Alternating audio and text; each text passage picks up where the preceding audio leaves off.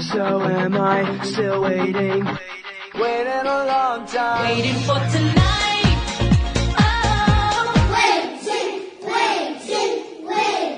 Listen to Review-A-WAI. Right now, right? That's what you say. We get it by now. From Stone Mountain, Georgia, Jake the Snake Roberts. Wait a minute, the Snake is running. One Snake is fighting. Jake the Snake has lost it. Jake, to me, is one of the greatest talents I've ever seen. One of the great minds in the history of the business. He casts a spell on you. It's almost like you get caught in his web. When the entire world knows you as one character for such a long time, I think it's easy to become that character, too. You are a piece of shit, Snake! You gypped these fucking people! Fuck you! He went through hell. In the last 3 or 4 years, I didn't think I was going to have a dad around. We're on our way to see Aurelian Smith. That's the real name of Jake the Snake Roberts. A month ago you did crack. How often do you feel like you fight the addiction? 24/7. I know this is my last fucking shot in life. Get in the car. Don't fucking pull this shit. I don't know why I can't just say I'll never drink again, and that's that. I'm always worried about what everybody else thought about me and not what I feel about me. I want to be fucking bad. My God, I'm not giving up. Whole new resurrection, Jake Snake coming here, brother. And I'm gonna fucking mean it this time. I told you in my head. I was getting tired of losing. I was getting tired of people cutting me on. Didn't you used to be Jake the Snake Roberts, man? What the fuck happened to you? Cut it off.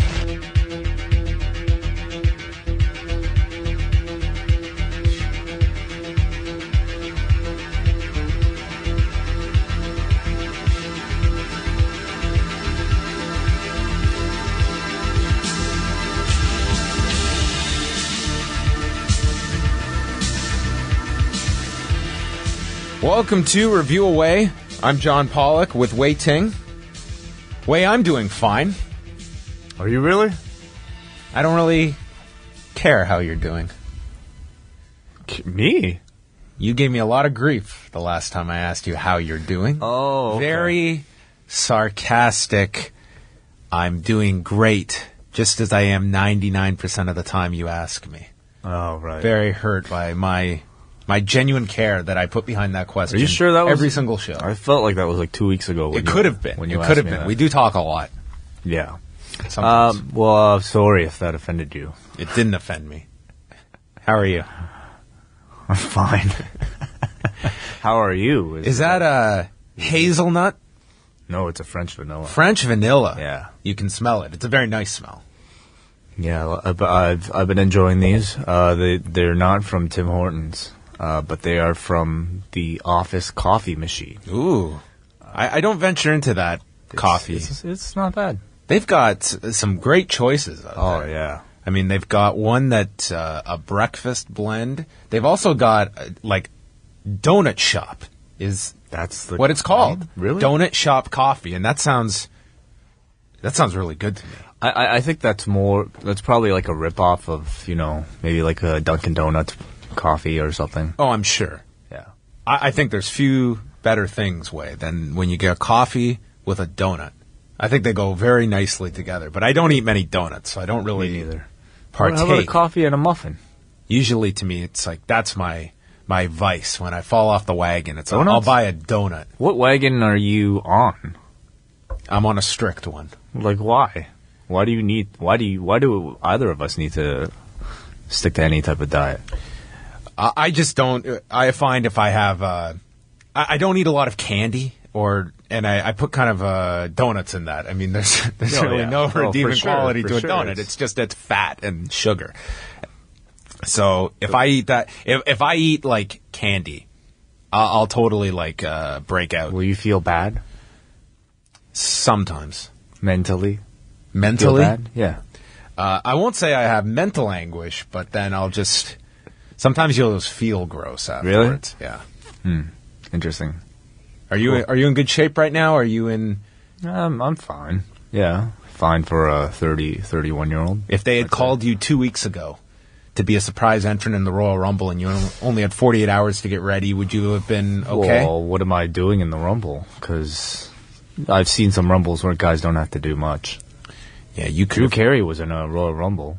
How many people, if you had come out as a surprise entrant at the Royal Rumble, would have said, "Oh my God, it's Nakamura"?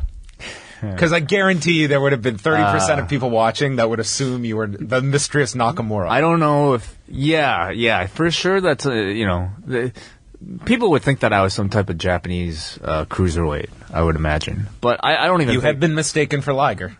Actually, Okada. I'm sorry. Okay, I was going to give him the benefit of the doubt that it was the masked wrestler, but no, it was the guy in plain view without a mask. Yes, at St. John's Hall, back when Okada was...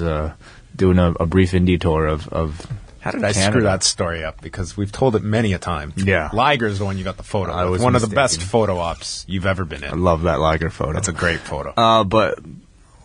If I came out just as me, I don't even think people would think that, oh, there's a Japanese wrestler. I think they would think, what is this very thin, skinny, dorky-looking man doing walking out in the Royal Rumble? Would you walk out with your glasses or without? I wouldn't want them to break, so I'd probably walk out with them and just leave them by the ring. That's a gimmick that hasn't been exploited enough. Glasses? The wrestler with glasses. You can't hit a man with glasses. Where does that term come from? Can't hit a man with glasses? That's always said. Is it because of it's cheap because his vision is impaired? But yeah, he's got glasses on. He'll see the shot coming. Or is it just, these are expensive glasses. Don't hit a man with glasses. Take them off so then he's blurred vision and you can just sucker punch him. You hit a man with glasses. There's nothing honorable. Glass might go in his eye. That could be messy. Oh, that could be awful. That's not really a fair fight. I mean, I think it's just to suggest the physical disability. Would you want to beat up somebody with a physical disability? Like a guy with glasses can just essentially, he has carte blanche to talk shit. Yeah. Because anything you do, you punch him in the face with glasses, it could severely affect his eye. With a glass going into a shard of glass into the eye, well, you take the glasses off of the guy, he can't see anything. That's awful. Well, you can always punch the guy in the stomach. I think that's fair game. That's probably your best bet. Yeah.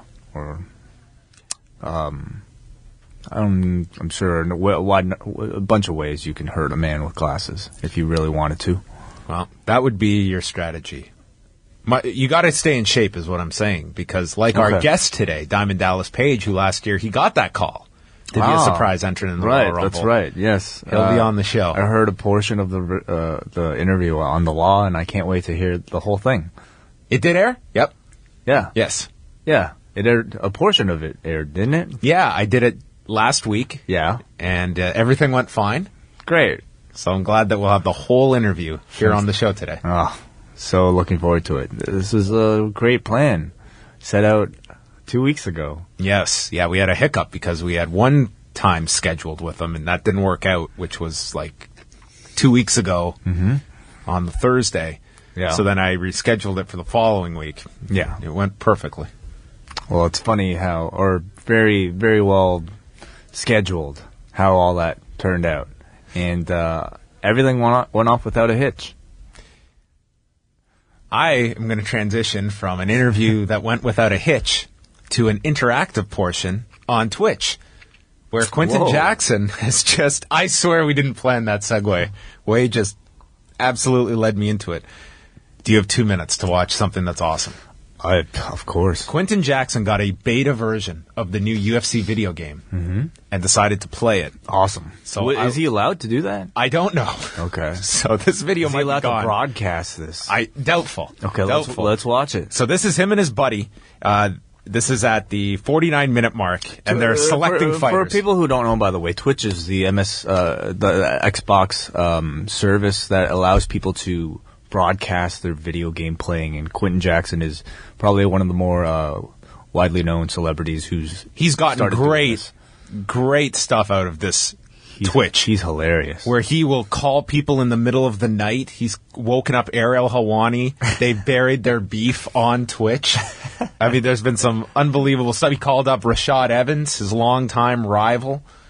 You heard them just bond on Twitch. Or were they playing, like, so the guy doesn't even have to be playing video games. He just calls them in the middle of the night as he's playing video games. It's just the Quinton Jackson webcam. Yes. Got it. Yes. So here's Quinton selecting a fighter, and then we go through. This is about, well, we'll just watch. All right. Oh, no, I turned my volume off. Oh. We got a white dude in the fro. Who's that? Gunner? My boy BJ Penn. Oh, they go CM Punk. Oh, CM Punk is in the game. Right. Oh, yes. All right, here we go. Give the people what they was asking for. All right, CM Punk. I go to Black Shorts. Hold on, they wanted to see the roster. But you guys, see, we'll show you guys the roster out there. Check Congo probably at the gym. Hey, Check Congo just was here a second ago. Surprised the hell out of me. I'm just walking in the hallway in the kitchen and Check Congo just go walking by. Okay. Hey, fix up. Okay. 000. There we go. He's got CM Punk versus Nick Diaz right now. Look at his hair. Hold on, don't hit me. Look at his hair. Look at his hair. Look at CM Punk's hair. Look at his hair move around. Oh, snap. Oh, that's great. Oh, that's the bug in the game, I want to pick Diaz. When I knock your ass out, though, it's probably going to flop around, too. I want to pick Diaz. You want to be Diaz? Good head movement on Punk. It's an exclusive CM Punk's debut. CM Punk versus Nick Diaz. What? Hit my hair. Come on. Hit this hair. You can't hit this hair. You can't hit this hair, though. Quinton's really bad at this. You can't hit the hair, though. Homie, what's up?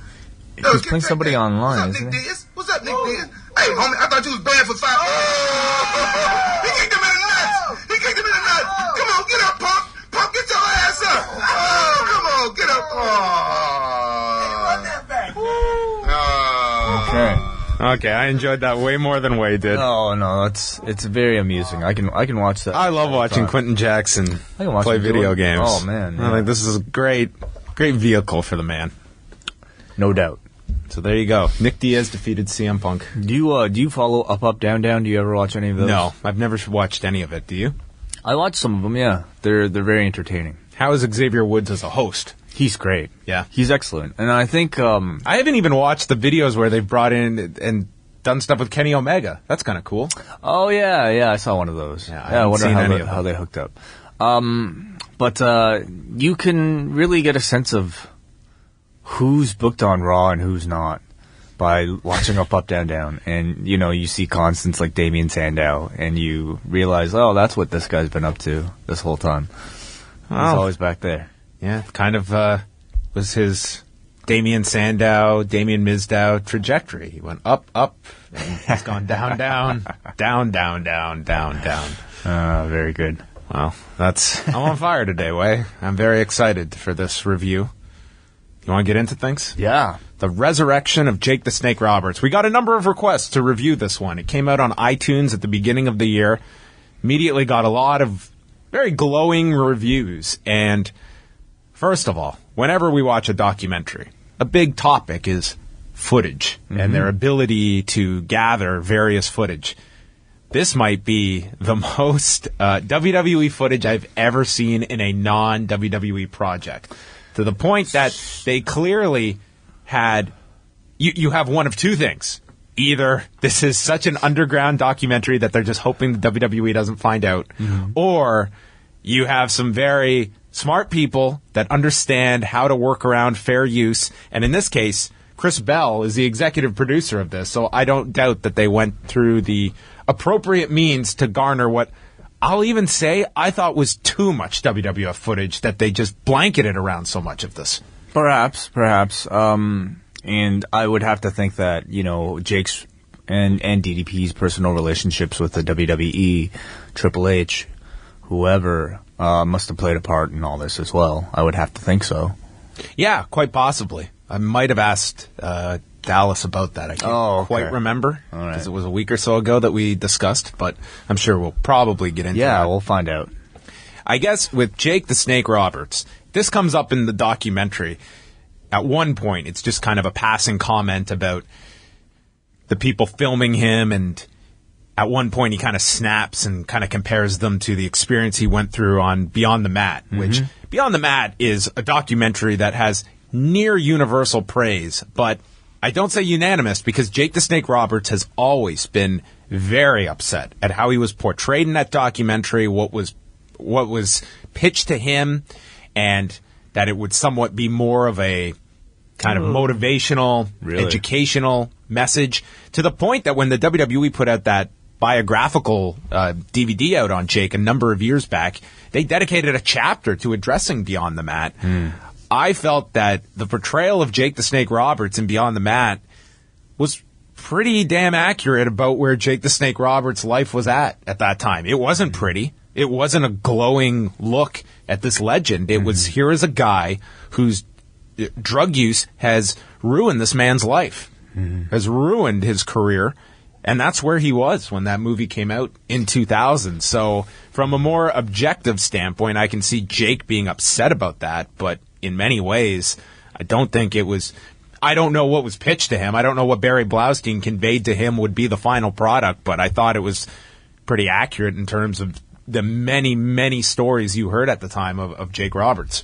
Yeah, and I don't doubt, in any type of documentary that there's an exaggeration simply by the factor of omission due to time constraints. You really only have enough time to kind of tell your cohesive story, and I'm sure there's plenty of footage from those interviews that they captured of Jake for Beyond the Mat, but they probably only chose to tell that side of the story. And I suppose if you're the subject, that's a little unfortunate because, in the years since, Jake Roberts, along with Scott Hall, have become sort of the figureheads of that, retired, broken down, drug-addicted wrestler cliche. But nonetheless, there have been other incidents that we've seen, that have kind of supported the stereotype, unfortunately. And even the idea of this documentary to kind of, show his redemption from that drug-addicted person, that life that he was actually leading, to somebody who's cleaned himself up, is almost a confirmation that that person did exist in that documentary, and Beyond the Mat. Yeah, and Beyond the Mat, I mean, when we had Barry Blaustein on the show, I mean, we went over that. That was one of my favorite reviews when we actually got to have Barry Blaustein on the show. But they went into that documentary with the idea of almost casting roles. Like, here is the legend past his prime and down and out, and that was Jake. Yeah. And Mick Foley was kind of, when they started filming, he wasn't in the WWF, and he was on the Independents and had kind of filled that role as well. And then as they started filming, he comes into the WWF, and then he rises to this gigantic fame. They had to change course on him. And then Terry Funk played another role. Then you had Tony Jones as the rising up-and-comer with Michael Modest. So you had kind of these different roles that were already, you're going into this with this thought in mind. So with Jake, of course, you're going to have a certain narrative in mind when you're cutting this, when you're editing this. Yeah, and I think that's just filmmaking, Certainly no one person is really just one character. I think everybody has multiple sides, but Jake just happened to fit kind of that sad, more depressing look at professional wrestling that I think really made that film work. But, maybe for somebody like Jake Roberts didn't really help his reputation. How did you feel about the entire idea of this project of here is a guy that when it starts, he is massively overweight, has all of these problems, indicates he was a month out from the last time he had smoked crack. He was at a low point, and the decision to film all of this. Well, we should mention that much of this was all produced by Diamond Dallas Page's team, right? At DDP Yoga. And DDPY now. Why not DDP Yoga? Why not? I don't know. Maybe DDPY. Yoga. It's like wrestling and WWE. I don't know. I can't tell you. So DDP and DDPY, they have their own team of video producers that I assume that they just use to promote DDP Yoga related things. And so this was all kind of in place. I don't know if it's just timing or what, but probably if there's one thing about this DDPY that we can see from that we can learn is that DDP is a fantastic marketer because there are plenty of yoga startups out there. There are plenty of people trying to get in the yoga game, but what he's been able to do and how successful he's been able to, like you probably seen that video of that overweight man who... Arthur, yes. Everybody's seen that. You don't even have to be a wrestling fan. It's incredible. And that thing's gone viral. So I think, we really have to admire the marketing savvy, in particular the video production marketing savvy of him and his team. And I'm sure they saw, first of all, an opportunity here, let's be honest, to help promote his brand. But secondly, this did turn out to be a very inspirational story, and I'm sure that's part of the intent as well, is to help inspire people to change for the better. I look at it, certainly there is something to gain here if you're Diamond Dallas Page, of there's going to be a byproduct. If there's a success story here, there's a benefit that this program can greatly help somebody out. Mm-hmm. I really don't care about that if at the end of the day there are people that are much better off in life than they were before this. It's not all unlike the WWE wellness policy, which we can go into. I mean, it's good and bad. But the overall point of that, do we have healthier wrestlers today than a decade ago? I would very confidently say yes. And Vince McMahon stated flat out when he was having his those hearings, said it's public relations. Mm-hmm. Sure it is. I don't care. Yep. I don't care if it's public relations, the fact that they have this wellness policy or that they'll sponsor rehab for wrestlers. If at the end of the day, there's something good that comes out of this, I don't care. Diamond Dallas Page, I think, should be applauded for what has transpired involving many of these wrestlers. Mm-hmm. And if it's really helpful, then maybe you want more of a spotlight on this product. If it's not going to say it's going to cure every addict out there, but is it going to make you healthier if you commit to this program? Yeah. I think the proof of these two, Chris Jericho, who said his career was saved from this, A.J. Styles recently working with him, and probably countless others. Goldust is in this particular documentary as well. Mm-hmm. Like, there are real results. Oh, yeah. This is not just some bogus snake oil product. And to be sure, it's not just the working out, it's the lifestyle change too that they do emphasize in this. But how did this whole thing come about? Was it Jake who contacted DDP? I feel it was Paige contacting Jake is how it started, and realizing this guy was in a really bad predicament, very much like they outlined with Scott Hall. And when that video first came out, where Jake and DDP call Scott Hall and are filming it, there was a lot of criticism to that at the time. That here you Why are you filming this?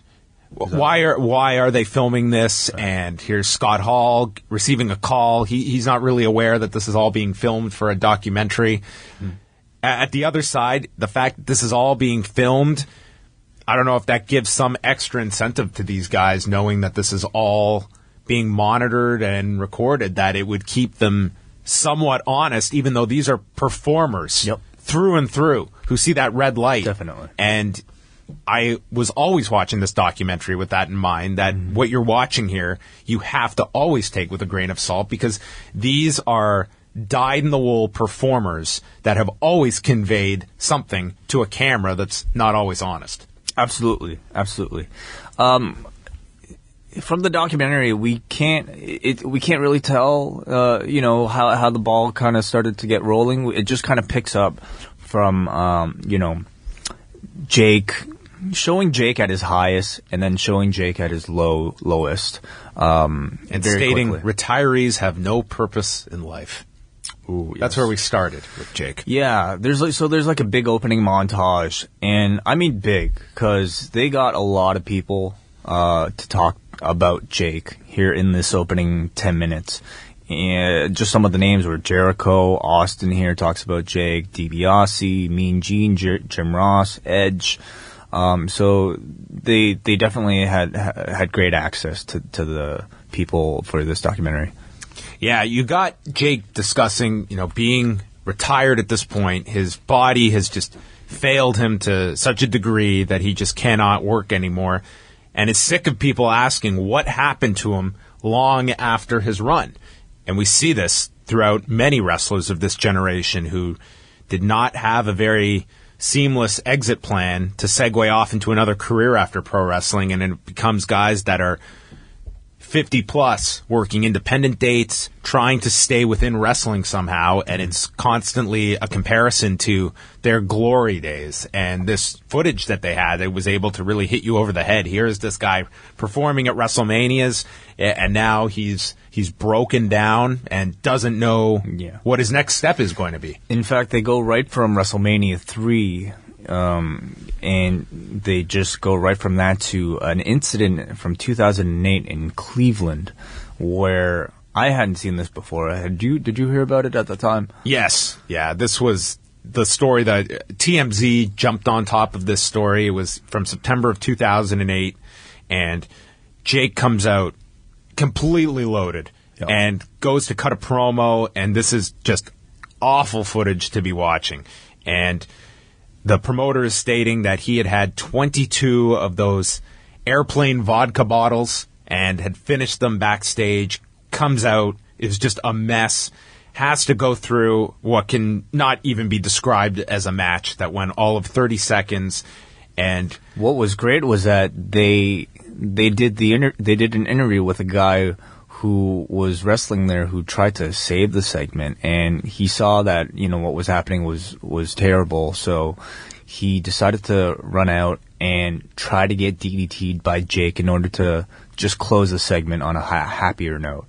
And he talks about just the anguish of trying to get this drunken man to DDT him, and Jake just wasn't there. I thought he was a little delusional, thinking this would have been a non-story if only he had hit this DDT. No, for sure. I mean, this was a train wreck long before the missed spot. But the missed, like the to see a man try to get another man to give him a wrestling move and doing failing to do so is just such a weird thing that you can only find in pro wrestling. That just kind of made the incident much more sadder, and it was really nice to have that running commentary from the guy who was trying to get that out of Jake. Yeah, I thought Jericho summed it up perfectly, that he never even watched it, stating he has a hard time understanding why people around would rather film this than help this man. Mm-hmm. And I think that can be discussed at a much larger level, that is the automatic reaction when you see something now in public. It's get your phone out rather than offer assistance. Mm-hmm. And this became a big story in 2008. And they also interviewed Adam Copeland here and discussing just how Jake's issues had affected him. They even showed some of the Heroes of Wrestling footage very briefly here with his, you want 21? I'll give you 22.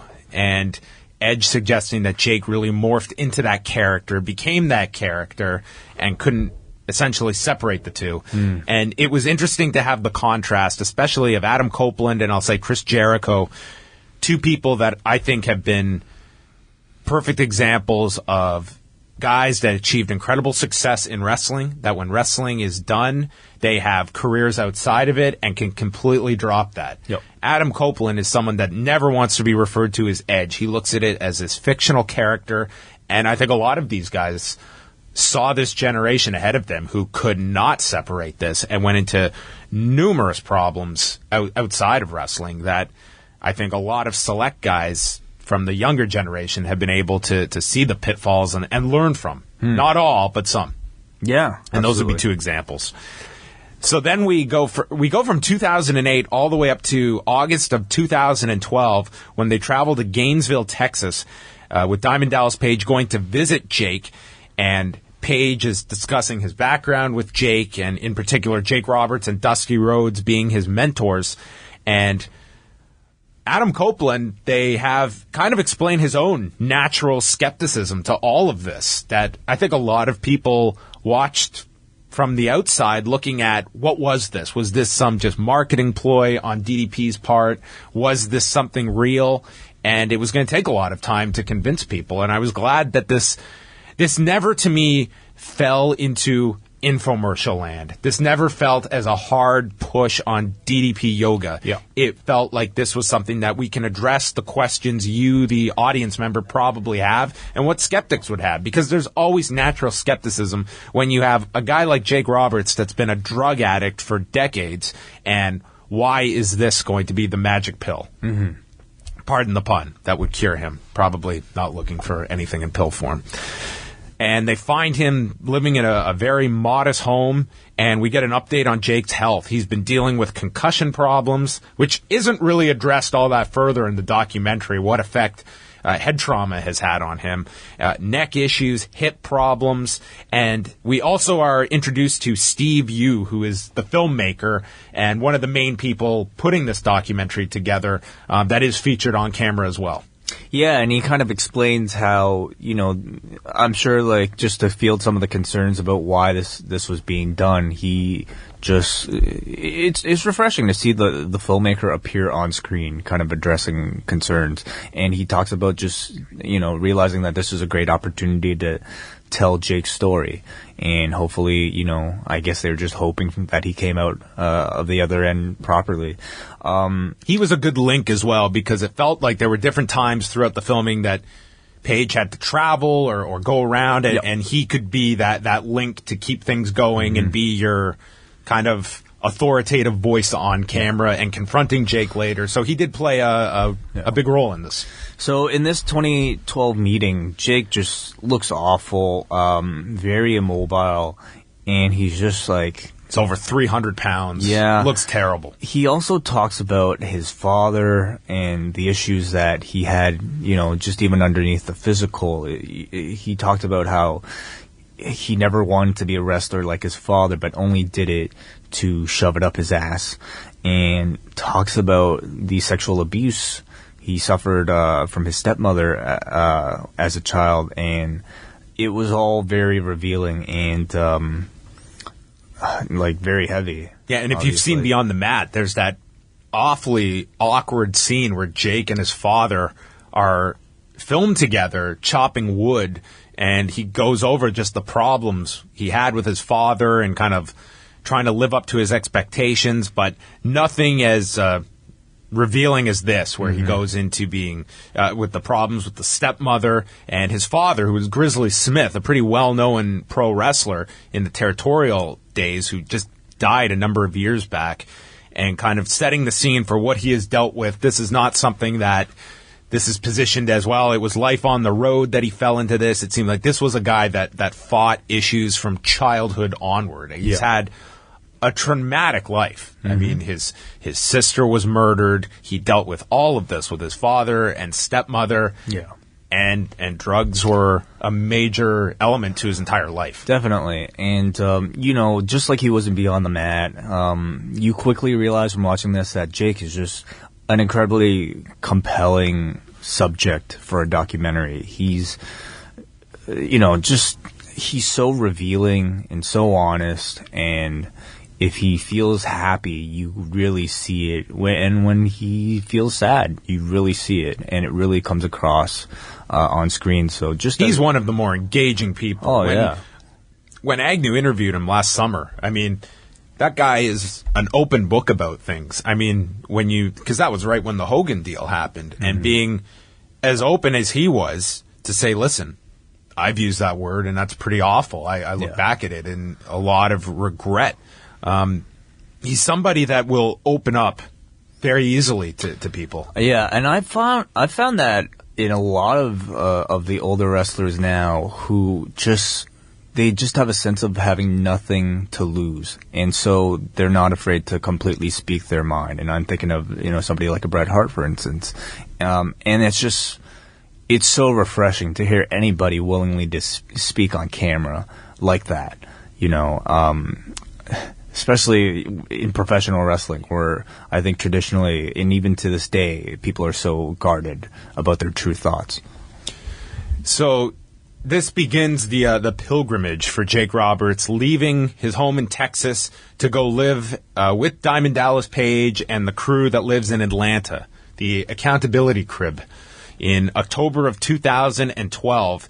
And they go over rules for the house, and this begins as a singular focus on Jake Roberts, and then it felt like Scott Hall kind of became part of the mix, even though maybe that wasn't the initial plan. It was simply this was to help Jake. Yeah. And then became kind of a dual focus on those two. But they focused on Jake at first and just trying to become mobile, to become active health-wise, where he is just wrecked at this point, and they're just trying to get him to do basics, push-ups, sit-ups, and introduce him slowly to this program. At this point, like, we're basically treated to, like, you know, a pretty lengthy process of him showing a lot of progress, losing weight, but then suffering a setback, whether it be an injury or there's a moment that they captured of him being caught drinking at an airport.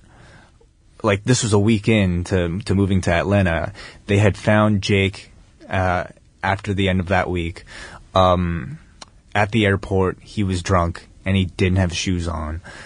So little moments like this that were it was just great footage and really incredible to see. See, that's the two areas I look at.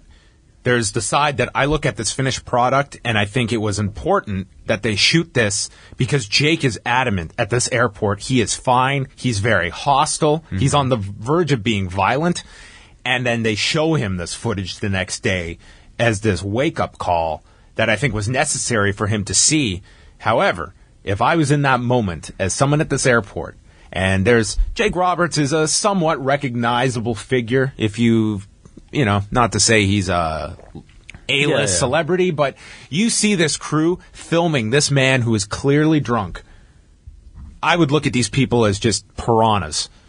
For sure. Just trying to film this guy in his worst state, not realizing there is a method to this and an idea to help him. Yeah. Rather than just shooting him and sending it off to TMZ. Look, WWF legend drunk at public airport. Yeah, obviously there's complete agreement from the subject. But I think you can see why people would be looking at something like this as somewhat exploitive without seeing what they're trying to do here. Exactly, yes. So, yeah, there's the big airport incident. There was also an incident right before that where they're on the internet and see a report about Jake showing up drunk at an independent show, and he admits to having 2 beers backstage but was not drunk, and this set him off into a tailspin as well and starts breaking down crying over trying to have the approval of others. I mean, you see Jake in a very vulnerable light that goes beyond being aware of the cameras. I think you do get quite a look at Jake Roberts, the individual here. Yeah, definitely. And you get a real sense of just the constant struggle that, you know, this guy has to go through mentally. Whether it be a physical ailment that's preventing him from getting into shape, or some kind of hindrance to his reputation that's all the way, out who knows where. But they're all setbacks, and I think it just kind of shows how slow and how big of a struggle this progression is. But I will say, it felt, I got lost at times, trying to figure out how much time had passed, because I felt like certain parts of definitely a lot of scenes in the documentary, they moved a little too quickly, and without really kind of the wrapping around of the beginning of a scene or the end of the scene.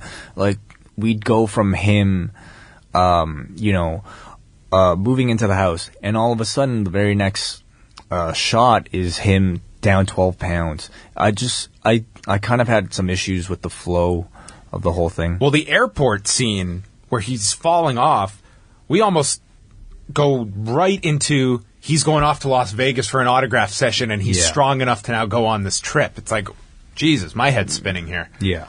And I was not drinking. Mm-hmm. So, are we okay to make alcoholic jokes? I guess maybe sensitive subject matter. They also put him on Anabuse at this time, which is a medication you can take in pill form that will make you violently ill if you drink any alcohol. And that reminded me of Scott Hall was on Anabuse when he had come back to the WWF in 2002 with Hogan and Nash. And what did they do on one of the first angles on SmackDown? They had Steve Austin pour beer all over the guy in the middle of the ring while he's on this Anabuse. Jeez. And it's just stuff like that just makes you shake your head, and made me violently ill thinking about that decision making. Let's see how strong this guy is. So, I definitely had some issues with some of the pacing of some of these moments. And they got some great moments on film, some incredible moments. But I think the building up to some of these moments and the resolutions of some of these moments definitely could have used some work. So Jake goes to Las Vegas, which I think for any addict is probably the last place in the world that you're supposed to go to. But he makes it there. Do you remember that? And he makes it back. You remember that year at WrestleMania in Miami, and we went to Jake's Q&A late that night? And you had fans bringing him up booze. And, I mean, what year was that? 2012. So that was... During this? That was the April before. October is when they showed up, when he moved to DDP's home. So it was that summer that they went to the home. Yeah. And then moved him to Atlanta. But that was, the WrestleMania before. Yeah. I mean, we're sitting there, and I felt incredibly awkward that here's a guy that has a noted alcohol and drug problem, and you have these fans that are just idiots, for lack of a better term. Yeah, but I also fault him for not turning down these drinks too, because I'm sure to this day Jake Roberts is going to get fans. He's going to make an appearance, and people might be aware of the severity of his problems. They might not be, and they'd be offering him drinks. So from Vegas, which he goes through the 4 days and comes back without any problems, and even takes a test afterwards to verify he did not have any alcohol. And he seemed just so incredibly proud of himself upon receiving the result of this test, like he had just, won a championship or something. And that was certainly one of the happy parts of this story. But it like I said, it constantly goes up and down. Yeah, they show after that him injuring his shoulder while training, and has a moment where he's just breaking down crying at how he's allowed his body, which he made his living off of, get to this point where he can't do anything and his body is giving up on him. And they realize that he needs surgery to fix his hip. Was this? This was when he met with the doctor, and he needed shoulder surgery, which was going to cost $8,000. And they create an Indiegogo campaign for him. And the next day, they've raised $7,000 over the course of a night. And I thought this was maybe the most, I don't know, favorite scene, but just his reaction to this that I think was genuine, just stunning amazement at these fans that are going to pay for his surgery. Yeah, absolutely. And it's not the first time we've seen on film, a pro wrestler's reaction to the amount of support that they would receive from an Indiegogo or Kickstarter campaign. You think the Nigel McGuinness documentary had very much a similar scene, like where the fans played the turning point in the story. You think the wrestler is at his lowest, but Indiegogo, Kickstarter, and all the support comes in. And it was really nice to see Jake find this out for the first time on camera. This camera crew must have had just hundreds and hundreds of hours. They had 24/7 access to this guy, which that means a lot of footage to go through. And is an awful process to go through if you're the subject. Yeah. Because I guarantee you, there are times that it's like, turn the fucking thing off. Oh, yeah, and we saw that, too. Yes. Yeah. So that was a pretty heartwarming scene to see his reaction. And what did you think about it? They were very sporadic throughout the documentary, but we did see Jake's kids. He mentioned he has, 7 kids?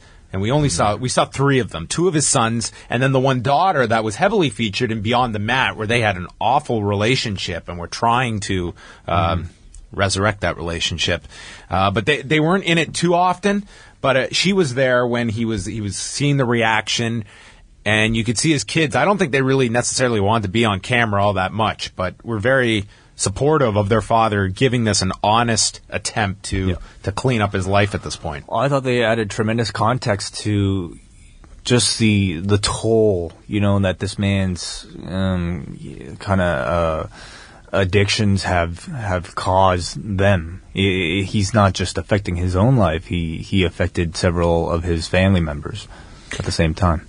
This is when kind of the second half of the documentary, when Scott Hall is introduced, and this started as a result of a phone call from Sean Waltman, who was very concerned about Scott Hall at this point, stating that he was looking for a gun, and Page notes how much Scott Hall and Kevin Nash helped him get over in WCW, and Page and Jake, this is where they do the scene where they call Scott Hall, who sounds awful, and mentions on the speakerphone that he's drinking vodka for breakfast, and he makes the agreement. He is at his lowest and is just willing to say, fuck it, I will do whatever you guys have for me if you'll have me at your home because I'm done. This phone call was like very tough to watch.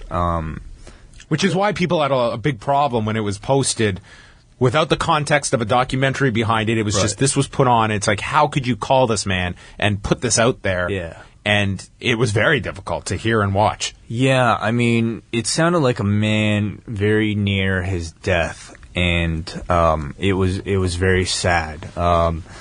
But knowing how Hall turned out, I think to be able to look back and see that he went from that guy to where he is today is a great, kind of benchmark to see how much he actually has progressed. So again, some real incredible footage that they managed to capture. Yeah, Scott Hall is in awful shape himself. He said he weighed 310 pounds when he showed up in Atlanta. He's in need of hip surgery, so he's barely getting around at this point. So Scott Hall is the latest project as Jake is advancing. He's in pain, and like he's on the phone with Jake, and it's incredible to see Jake Roberts now at the point where he's able to help other people when, I'm sure just several months back he was in the same position as Hall. And Jake tells Scott that he's been clean for 60 days. And I think unless you've been through an addiction, like you and I, we don't know what, 60 days without drinking, that's nothing. But to an addict, that coffee way, like I couldn't... That seems like a lifetime, and to kind of hear like Scott Hall's shock at Jake being able to accomplish 60 days was, it kind of like gave some insight into, the mind of somebody going through something like this. So they go to Las Vegas. Jake goes again. This is for the Cauliflower Alley Club in 2013, where those that attended said his speech was phenomenal, and you got to see some highlights of it with DDP introducing him, and then after that, Jake accepting the award and thanking his kids. It was a very nice speech, very reminiscent of the one he would give a year later at the Hall of Fame.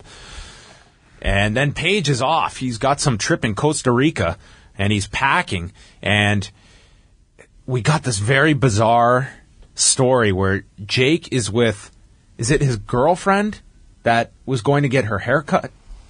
And then I have no idea. After that, they start talking about Jake's hair. And he starts getting really upset about the comments that guys in the house are making about his hair.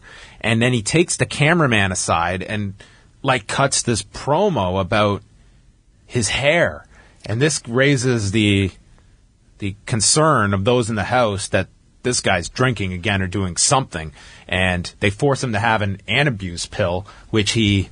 This is awesome. This was like a guy hiding a blade or something. Yeah. They show the replay of it in slow motion, whereas he reaches over for water from the sink, spits the pill out, and then pretends to swallow the pill, and he's fine. Incredible. Worker, man. Yeah. That's why you got to watch all of this stuff with a certain grain of salt, because these guys are performers, and I don't care what setting you put them in.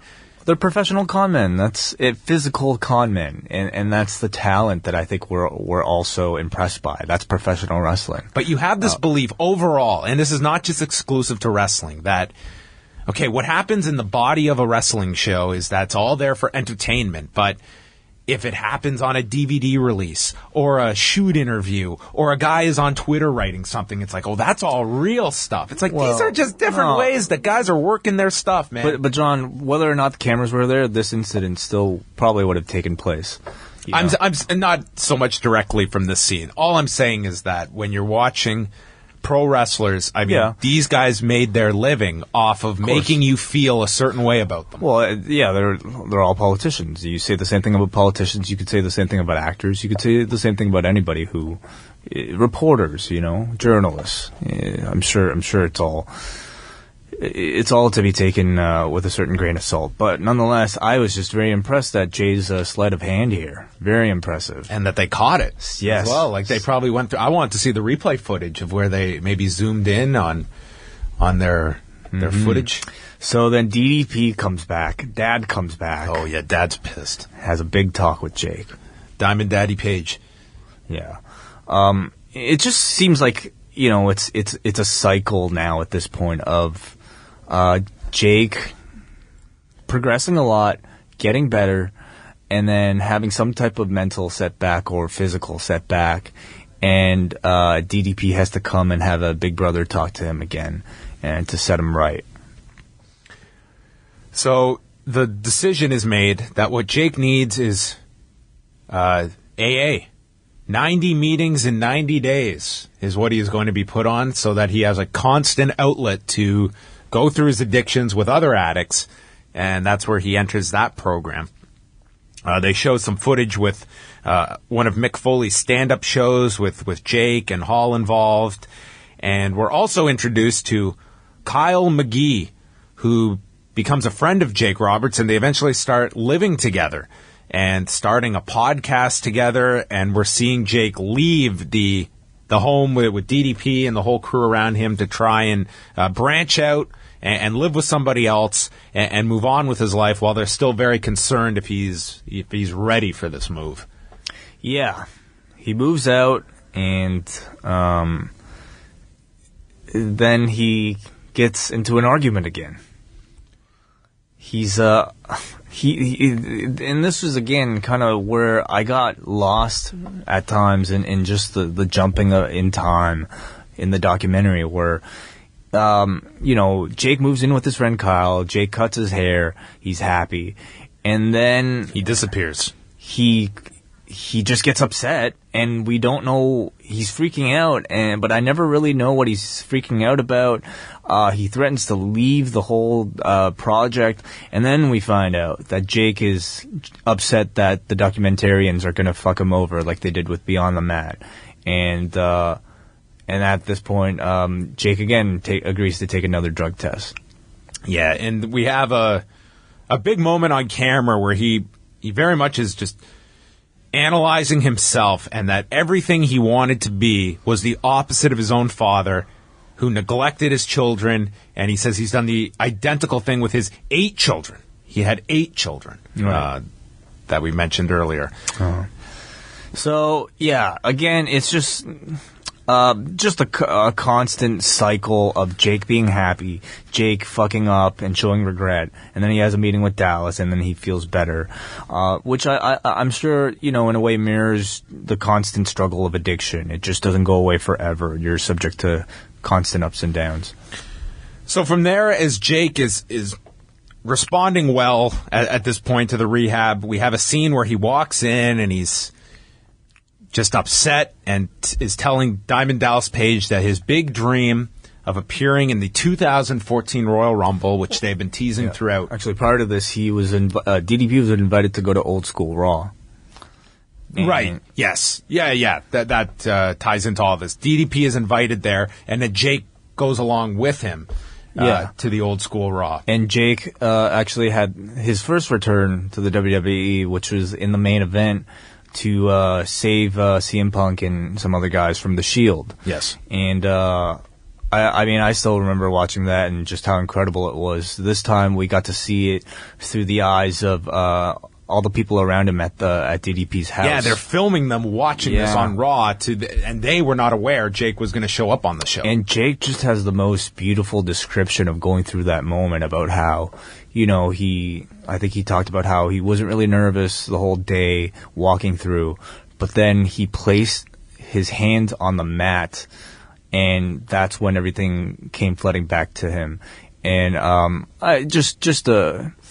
you know, just watching it, I think at the time you felt emotional for Jake, but to hear him describe it so poetically, and to see the reactions of the people around him, knowing at this point the intense struggle he had to get to even this point, made this bit very, very impactful. Yeah, and if you remember that, they didn't really show this in the documentary, but the look on Dean Ambrose's face when the snake was put on top of him, like Ambrose couldn't help but just smile. Like this was the greatest moment of his career, getting Jake the Snake Roberts to place his snake on top of him. And I think anybody who knew Jake's story, from Beyond the Mat or anything from his reputation, just couldn't help but enjoy that moment to see how much this man's progressed to be able to get to this point where he can show his face in front of this audience again. Yeah, and he shares a story when he got to the gorilla position and had not seen Vince in years at this point, and Vince welcoming him home. Ted DiBiase shares a story that he was there. He didn't know Jake was going to be in the final segment, so he left the show early and missed the segment entirely. Mm-hmm. And afterwards... This is the scene with the Rumble. Yeah, that's when we get this. And Jake also noting, right after this huge moment, this great return, that he's scared to death he's going to screw this up, because that's what he always does. That's just his nature. When something good happens, he finds a way to mess it up. And this is when he walks into the room with Paige, and he's all distraught because he's got a phone call from Triple H. He is not going to be in the Royal Rumble. And Paige is just trying to, look on the bright side of things. You're back in the fold with the WWE family. And then Jake reveals afterwards that instead of the Royal Rumble, he'll be going into the Hall of Fame in April as the big swerve on Dad. And Paige is in tears afterwards in this. DDP was more emotional than Roberts probably was. I mean, it was very heartwarming to see, because this was basically like DDP going into the Hall of Fame as well. You know what I mean? Like the fact that he was able to bring this guy up from the way we saw him at the beginning of the documentary to the point now where he's going to the Hall of Fame. You see some real emotion from DDP, who worked really hard to help this guy get into, the shape that he's in today. Yeah, and of course, then Scott Hall is also put into the Hall of Fame that year. So you had Jake and Scott going into the Hall of Fame that year in New Orleans, and we got footage over WrestleMania weekend, the two appearing at WrestleCon, and then highlights of the Hall of Fame ceremony. And that's as things close down. We get Jake ending the documentary with his Hall of Fame speech, and again thanking his family, and a really cool final scene where the three of them are in an empty gym together inside of a wrestling ring, and Scott Hall notes that he always felt safer inside of this ring, and Jake admits that he will never be cured from this addiction, but says, "My history will not be my destiny." To end this off. Yeah. And they dedicate this documentary to the late Roddy Piper and Dusty Rhodes, and that's how it concludes. I really like that little bit at the end. It was just kind of cute to see the three of them, these old timers get in the ring again and lock up, and it was really nice. I mean, obviously it was very staged, but it totally worked. Totally worked to close the documentary. All in all, I enjoyed watching this a lot. It's only like an hour and a half, and they just shot some really incredible footage that was shot really well. I mean, it looked really good with the DSLRs. Everything looked very clean, very professional. Some great interviews captured in this with great access and great stories.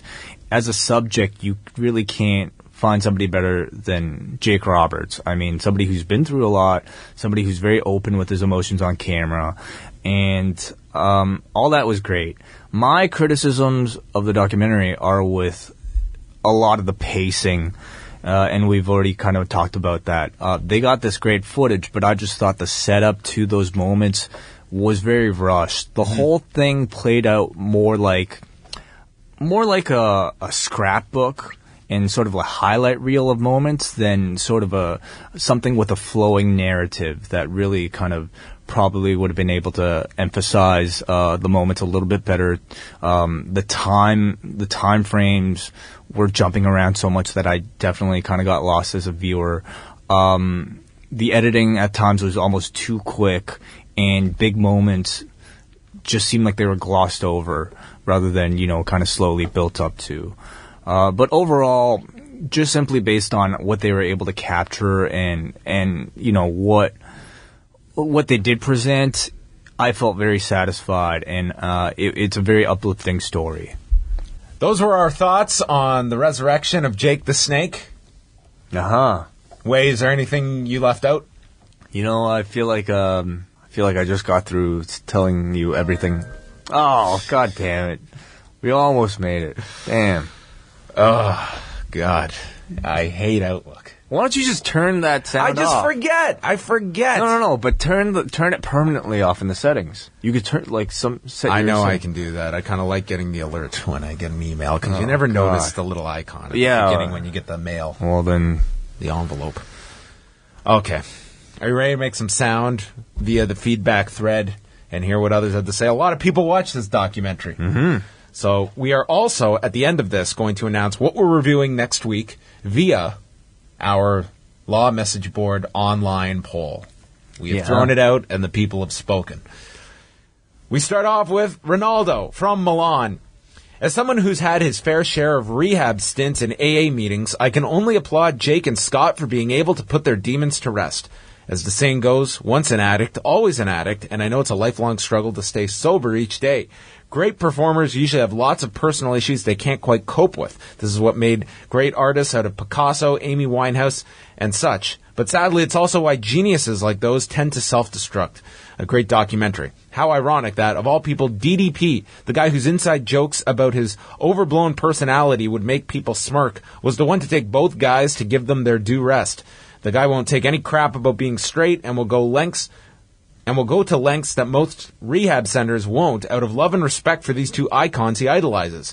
It's not who you are, but what you do that qualifies you indeed. Both guys are sober and at peace with themselves, and all the memories and WrestleManias and ladder matches and DDTs are to be celebrated for the happy ending instead of the usual creepy headline of another wrestler dying. We go to Josh from Pennsylvania. I can't believe how many countless times this brought a tear to my eye. As someone who grew up in the 80s, Jake was one of the wrestlers who captured my attention and imagination the second he appeared on the TV.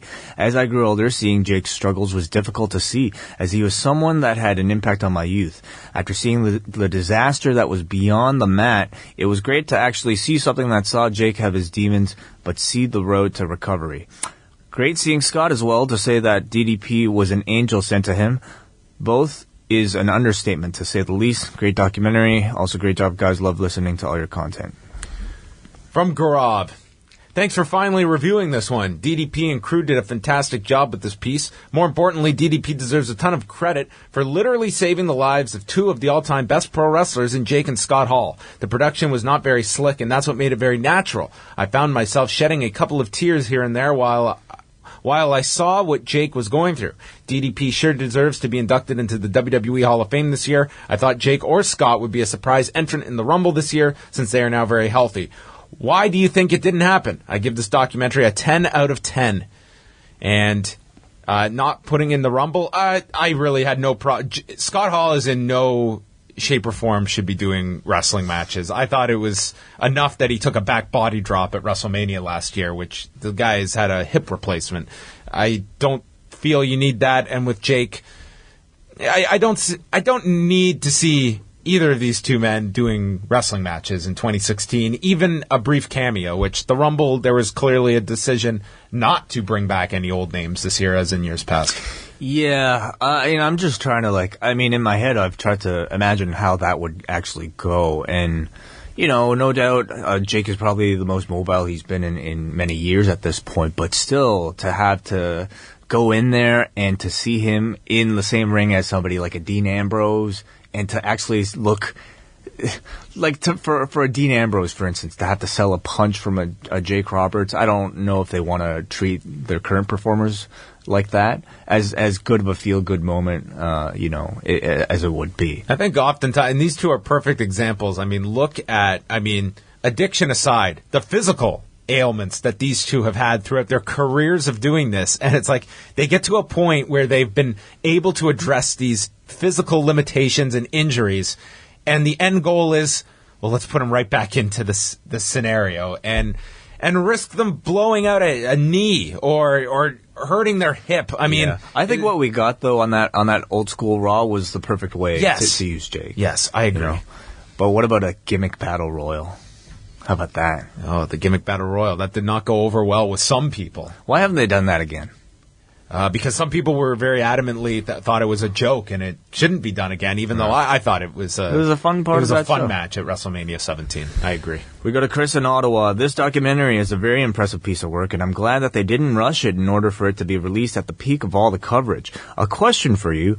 The DDP contingent organized an Indiegogo campaign to fund Scott Hall's hip replacement surgery soon after a similar campaign was conducted for Jake. Jake couldn't have afforded the medical care otherwise. Scott Hall, on the other hand, almost certainly could have, as he still owns a rather large home in Florida and is his primary residence in Georgia. Has anyone gone out of their way to point out how the DDP Yoga folks, in this instance and others, prey upon fan sympathies in order to generate revenue or funding? It reminds me very much of Jake's Hall of Fame speech with respect to playing with the audience's emotions. Well, there's our cynical take from Chris in Ottawa. I can't speak to Scott Hall's finances. I mean, I'm not aware of what his financial situation is. When it comes to a guy's health and the amount of wrestlers we see that have gone into financial burden years in their life, I really have no issue with the fans that want to contribute to something such as a guy needing a necessary surgery for a better quality of life. If fans want to donate, I have no problem with that. It's when you get into silly stuff that they're going online to try and raise money for, or for products that they're never going to see the light of day. I don't have an issue with this. I think it's unfair to even have this conversation without, like somebody like Scott Hall being there or the people at DDP Yoga to actually discuss, the proper needs. So absolutely.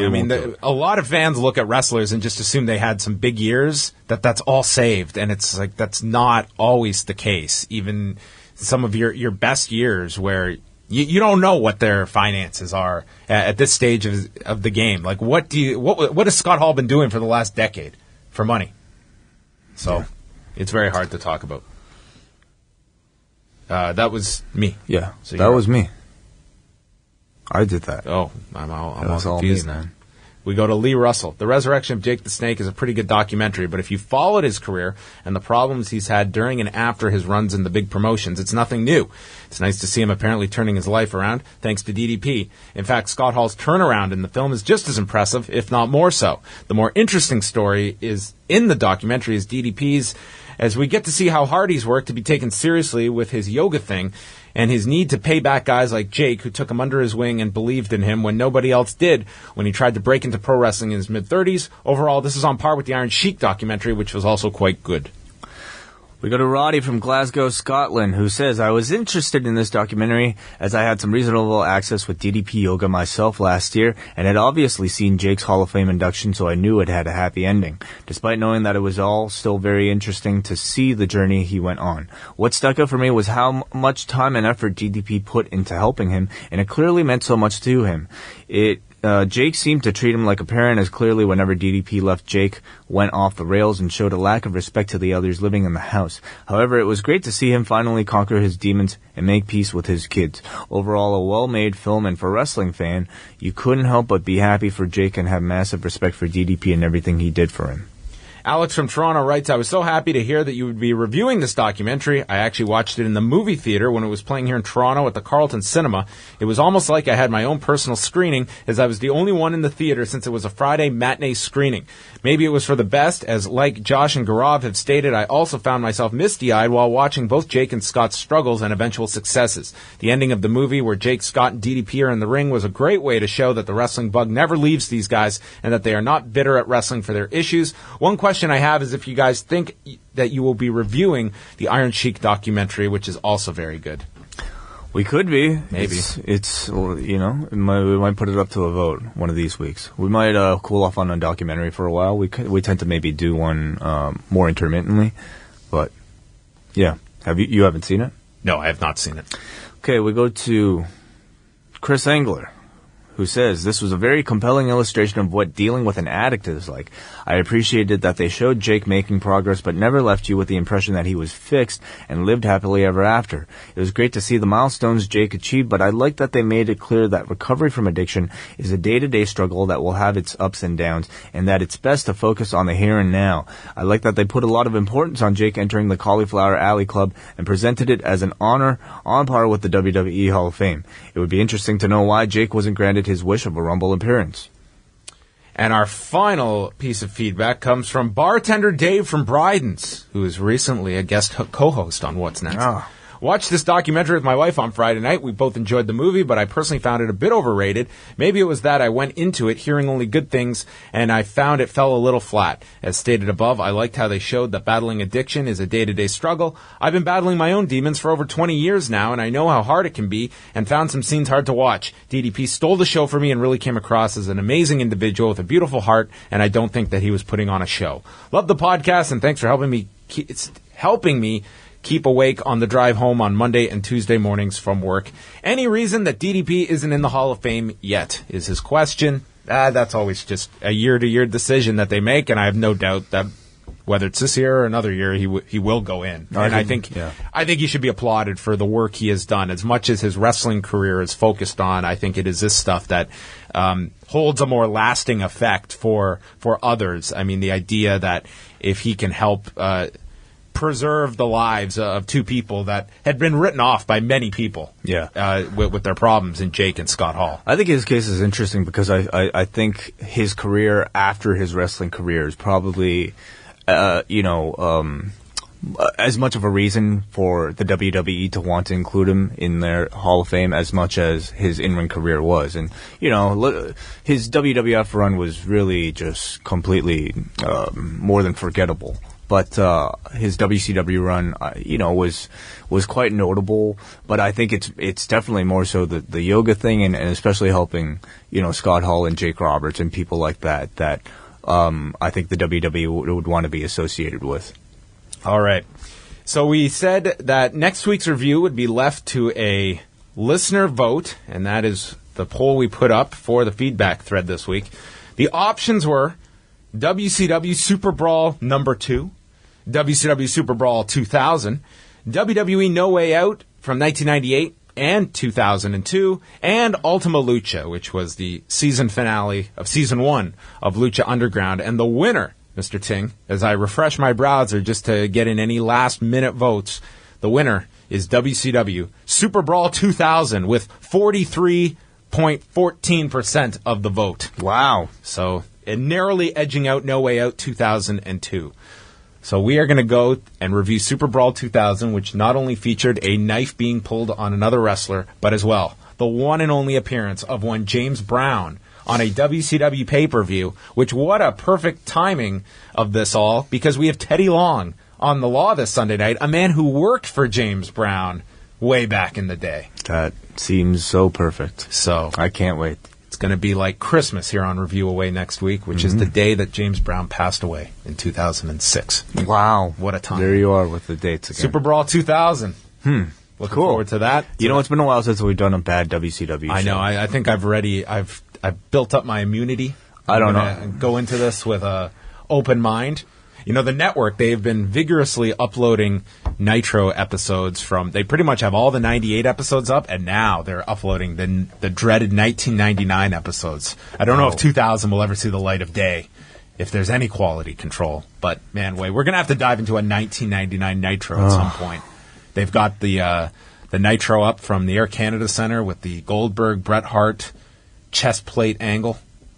I remember watching that live. Yeah, one of the better angles during the last 2 years of WCW's run. Yeah, well, which went nowhere. Plenty for us to watch. What do you know? What will be on the WWE Network on Sunday night? On this coming Sunday night, I can certainly look it up as we look at what the WWE Network has. You know what I hate about this online version?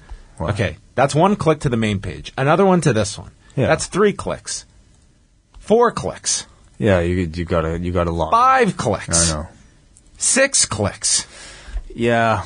When you have a Rogers subscription, 7 clicks to get to the network. It's ridiculous. Yeah. Holy Christ! Mm-hmm. I know 2016 problems, but seriously, that's just too much, man. It is. What is going on? The WWE Network. I mean, we need to just too much.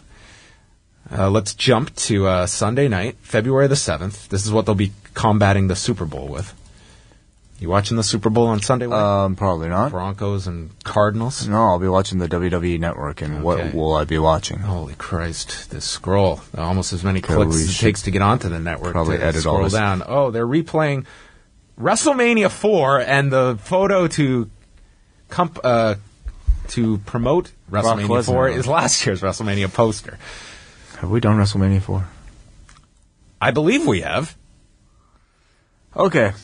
So basically all that was just to build up our plug for our new YouTube channel. That's correct, Way. Tell us about the new live audio wrestling YouTube channel, which is going to be a major focus for us this year. Yeah, we want to start doing more video. Of course, that is our professional background is video. So you hear us every single week now. You get to kind of see us while hearing us. Which can be good and bad. Yeah. Depending on your level of asshole. So we'll be doing a lot more on the site. We're going to bring back Ask Away this week, which you can check out for probably on Friday night. You'll probably see this particular review that you're listening to right now also up on YouTube. So if you are listening on YouTube, youtube.com/live audio wrestling, then hello. But if you are just curious, you should check out the YouTube versions just because you can skip all this terrible banter like you're hearing us right now. We actually have chapters using the annotation system in YouTube that you can use to skip to all the various parts of the review. So if you're sick of me talking right now and want to jump to the DDP interview, you can just click the little button up there on the front page. I always skip our banter. And just subscribe because Review-A-WAI in 3 minutes, all our good stuff, everything is going to be up there, and we'll be throwing up a lot of surprises up there in the coming weeks. So check it out. Yes, and we have reviewed WrestleMania 4. Great, awesome. So prepare for WrestleMania 4 on the WWE Network this weekend. We will also be putting up that particular review up on the site, on the YouTube channel. So Ted DiBiase we got on that show. That is true. On that particular Ted DiBiase joined us to chat about the tournament that year where he went to the finals, losing to Randy Savage. And if you have not checked out the Review-A-WAI videos, the intro alone, unbelievable work by Wei Ting. If you ever wanted to see the Iron Sheik say, listen to Review-A-WAI. Which many people did not realize that was him. Yes. Giving us a promo way back. Okay, so to wrap things up, do go and subscribe to the new Live Audio Wrestling YouTube channel, which features all of the stuff that Wei listed. Yeah, I should also mention we might not have the custom URL yet at the moment, youtube.com/live audio wrestling, but you can access it just by going to Google or YouTube and just search Live Audio Wrestling. Perfect. And as we did mention on Monday, I'm going to repeat now the fact that Wei Ting and I, this year we will not be going to Dallas, Texas for WrestleMania. So some unfortunate news, but there are just circumstances that we have to be here for WrestleMania week here in Toronto. So we will be back, but we are planning tons of big coverage that week for WrestleMania. I would venture to guess we will probably have minimum one show a day going into WrestleMania on Sunday night. So we have lots of stuff planned and a lot of video components as well that we are working on as we speak. So Heath Slater will have to wait, unfortunately. Yes, he's going to have to hold his breath for at least a year until we see him again. So there you go. That is going to wrap up the show. And to take us out, well, it's going to be a long extra because this is our unedited chat with Diamond Dallas Page, who I recently spoke with about the resurrection of Jake the Snake, as well as DDP Yoga, brand new DDP Yoga app that Wei is preparing meals off of now, which contain videos and recipes. But a lot of it discussing, of course, Jake the Snake Roberts, his work with him, as well as working with not just Chris Jericho, who he helped with his back injury, but also recently worked with AJ Styles with his back issues ahead of the Royal Rumble and the Tokyo Dome show against Shinsuke Nakamura. So here he is, Diamond Dallas Page, and we will chat with you next week on Review-A-WAI as we discuss WCW Super Brawl 2000. It's a real pleasure to have this man on the show with us. He is the founder and creator of DDPY, which we are going to be discussing, as well a major figure in the new documentary, which has gotten tremendous reviews, The Resurrection of Jake the Snake, which is out on iTunes. A pleasure to welcome Diamond Dallas Page to the show. How are you doing today, Page? Oh, bro, it's a great day. I just had lunch with Scott Hall, who is, on a really great path right now. He's about to head to over to Europe to do a couple shows for Paige, from WWE, that beautiful diva. Both her parents wrestle. Mm-hmm. And they have their own federation over there, and Scott's going over to do 2 appearances for him. And after Scott came through the accountability crib here and was sober all that time, he fell a few times afterwards, but he's back on track now for the last 3 months, and couldn't be any prouder of him. I just hope he keeps moving forward. So because he does a lot of really good things when he's sober. What's the latest on Scott's overall health, how he's doing? I mean, that's documented very well in the documentary, his heart, his hip. How's he doing physically? Well, everything seems to be very well. Great. He walks every morning. He gets over to me about 2 or 3 days a week when I'm in town to do the DDP-Y. And when I'm not, like, I've showed him how to do certain things. So he's always strengthening his hip and breaking up scar tissue and feeling better. And his heart seems to be doing really well. And when he's not drinking, he's in a way better spot. So I just pray to God that he just keeps moving forward. That's all you can, Is it with a source of pride that now you can look back at a documentary like this and you hear how Scott's doing and he's able to, I mean, it's night and day where this man was a couple of years ago, that you were a huge inspiration for these two to change their lives around? Is it almost like you're looking at, you're more than just your friends and your peers? I mean, this is just a remarkable recovery that these two men have undergone through a lot of your help. Well, again, I was just a guide. Those guys they had to do all the work. When they fell down, they fell down. I helped them get back up, but, they had to do all the work. And, to know where Jake is today is literally a little mind-boggling to me because, I've known Jake the addict. I've known Jake the athlete. I've known Jake the wrestler. I know Jake God. There's a lot of Jakes. Yeah. But the guy that I know today, I was just in Texas, and we did a Comic-Con down there together. And this Jake Roberts has been sober for over 2 years now. After the first year, you could see a shift and the clarity. The fog was lifting. And now I couldn't have a real conversation with Jake, for the longest time. But over these last 2 years, but really over the last year, it's, again, here's a guy who is addicted and still an addict, but is addicted to booze, pills, coke, and crack. Coffee, cigarettes, just keep going, sugar.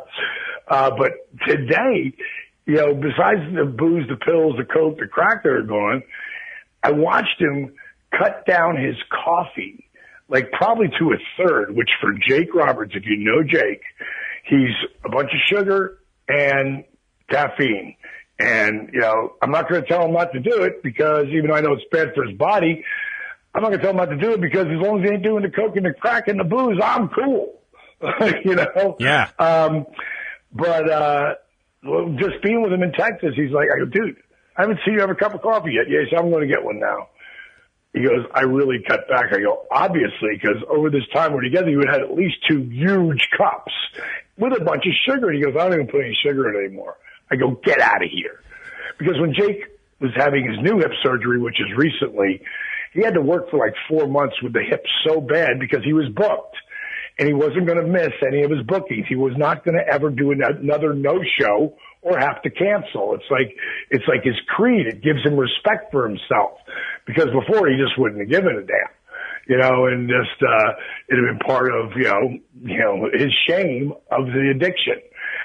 He just wouldn't care about booking. Now he does care to make all his bookings. And so he finally had the hip surgery. And then when he came out of it, he felt so good. He started to push himself a little bit. Then he hurt himself again. But, over that period, he put back on about maybe of the 70 pounds he lost, he probably put about 40 of them back on. Wow. But over the since I've seen him like a month ago, he's already lost 12 of them. I think he's right around 250 now. 254 or something like that. But, you know, those are wins for Jake. Anytime he can control his weight, and he knows how to do it. He knows how to eat now. You know, he knows what, you know, nutrition to put into his body. And at 60, going to be 61, you know, you got to be on top of all that stuff, especially when you abuse your body the way Jake did. When it came to the actual process of taking these two through this program and documenting it all on camera, how important was it that, as it's outlined in the documentary, when we see Jake stumble, that he can see this for himself on camera and he can relive this for the next 24 hours and see himself in this state? How much of a difference did that make for him to see what his state, how it was altered when he would stumble? Well, it's a big part that didn't even happen like that, because when we'd film it, we'd put it up. Jake would never look at it. And I think that had a lot to do with him stumbling, because he never did see it. Not until the last time when he was on his last fall, we're getting ready to put this movie out. And it hadn't been that long, you know, since the last fall. Yeah. And I told Jake, I said, first of all, when we sat down to watch the movie, you know, I said, listen, man, I said, first I have to ask you a question. I said, what's the most important thing about our business, you know, sports entertainment? And he said, the finish. I said, exactly. I said, our finish is strong.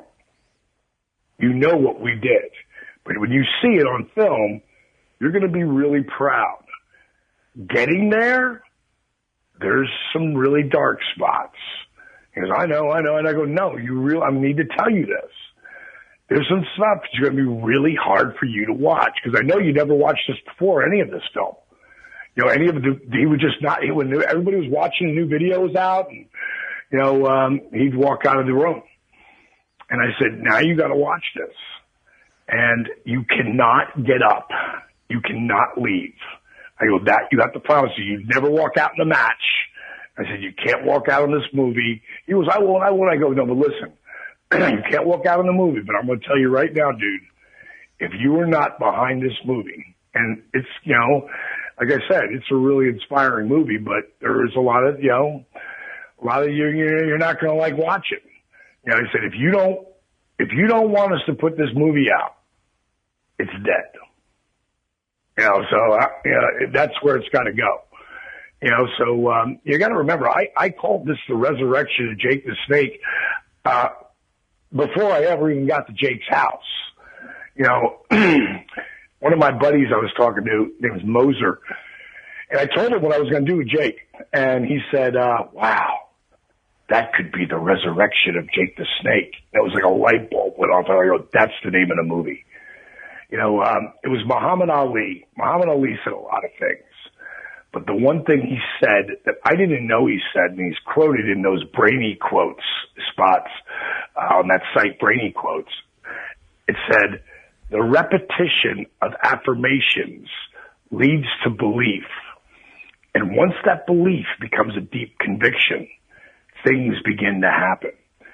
Well, I thought about Ali because I looked up to him so much as a kid for so many reasons, not just a boxer, but who he was as a man.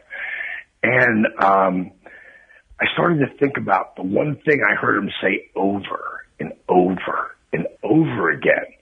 And it was, I am the greatest. I'm the greatest of all time. I can't be beat. I am the greatest. I bet you he said it 1,000,000 times. And then I started thinking, the repetitions of affirmations. I'm the greatest. I'm the greatest of all time.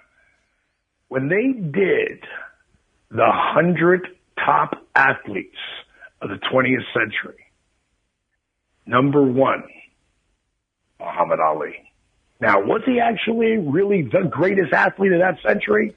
Well, according to all the voters, he's number one.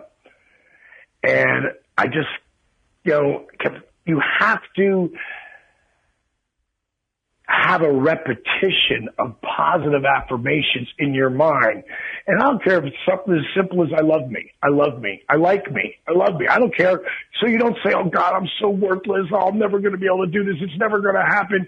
You know, if you say you can or you say you can't, you're right. Do you know who said that? Who was that? Henry Ford. Wow. But what the hell did he ever do? You know what I mean? It's all about the positive affirmations that you repeat in your mind. So when I said this is going to be the resurrection of Jake the Snake, that's all I said it was. It wasn't going to be this is going to be the great fall down, or he's going to be a little bit, this could be good for Jake the Snake. It was like, no, this is the resurrection. Now, Jake, my vision for you, and you have to have the same vision. When I went down to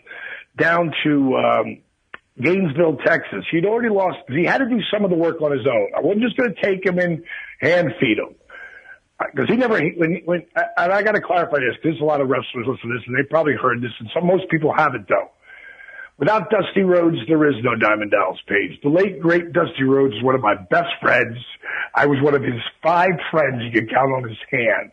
He told me that numerous times. Without Dusty, there was no Diamond Dallas Page.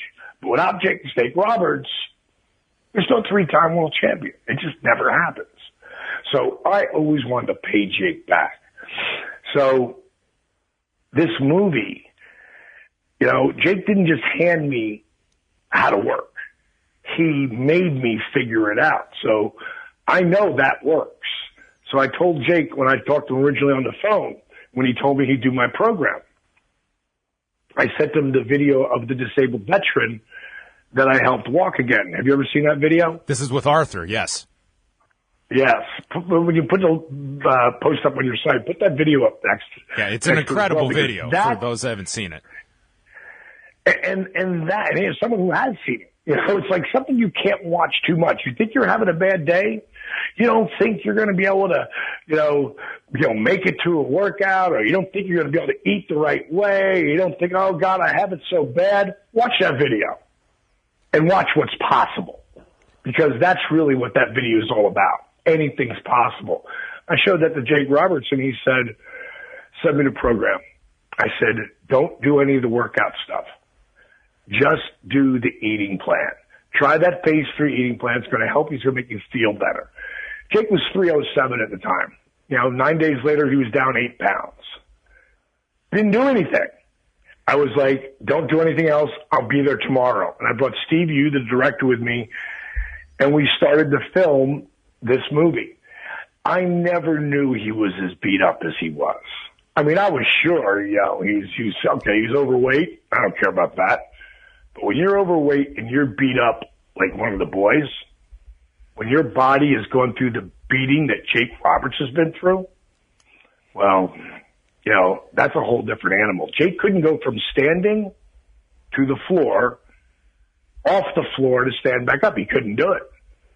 So I had to, you know, give him a chair and help him move around like that. And long story short, when I left there, you know, I told him, I said, you lose 20 pounds, I move you to Atlanta. And he lost the 20 pounds. So I moved him to Atlanta, and we started on this journey. And, you know, as you know, there's a lot of dark spots in it. But when we got to the end of the movie, when we were sitting there in that room, and we got to the end, and I'm biting my tongue because I'm not going to say, so what do you think? I want him to react. But he doesn't do anything. And then finally he looks over at me. And then he looks back at the TV. And then he looks over at me. And I'm thinking, say something, you know, but I'm not saying that. And he looks back at the TV. And he says, what, no cartoons? And I just started laughing. He said, so what's the deal? Did you like it? He said, no. I loved it. Wow. Because I didn't like looking at the spots that are dark. He said, but that right there is a wake-up call. And I think there's 3 things why Jake finally was able to get where he is today, and I hope he can continue it. Because, you know, we're not around each other a lot anymore. And you are the 5 people you hang out most with. That's who you become.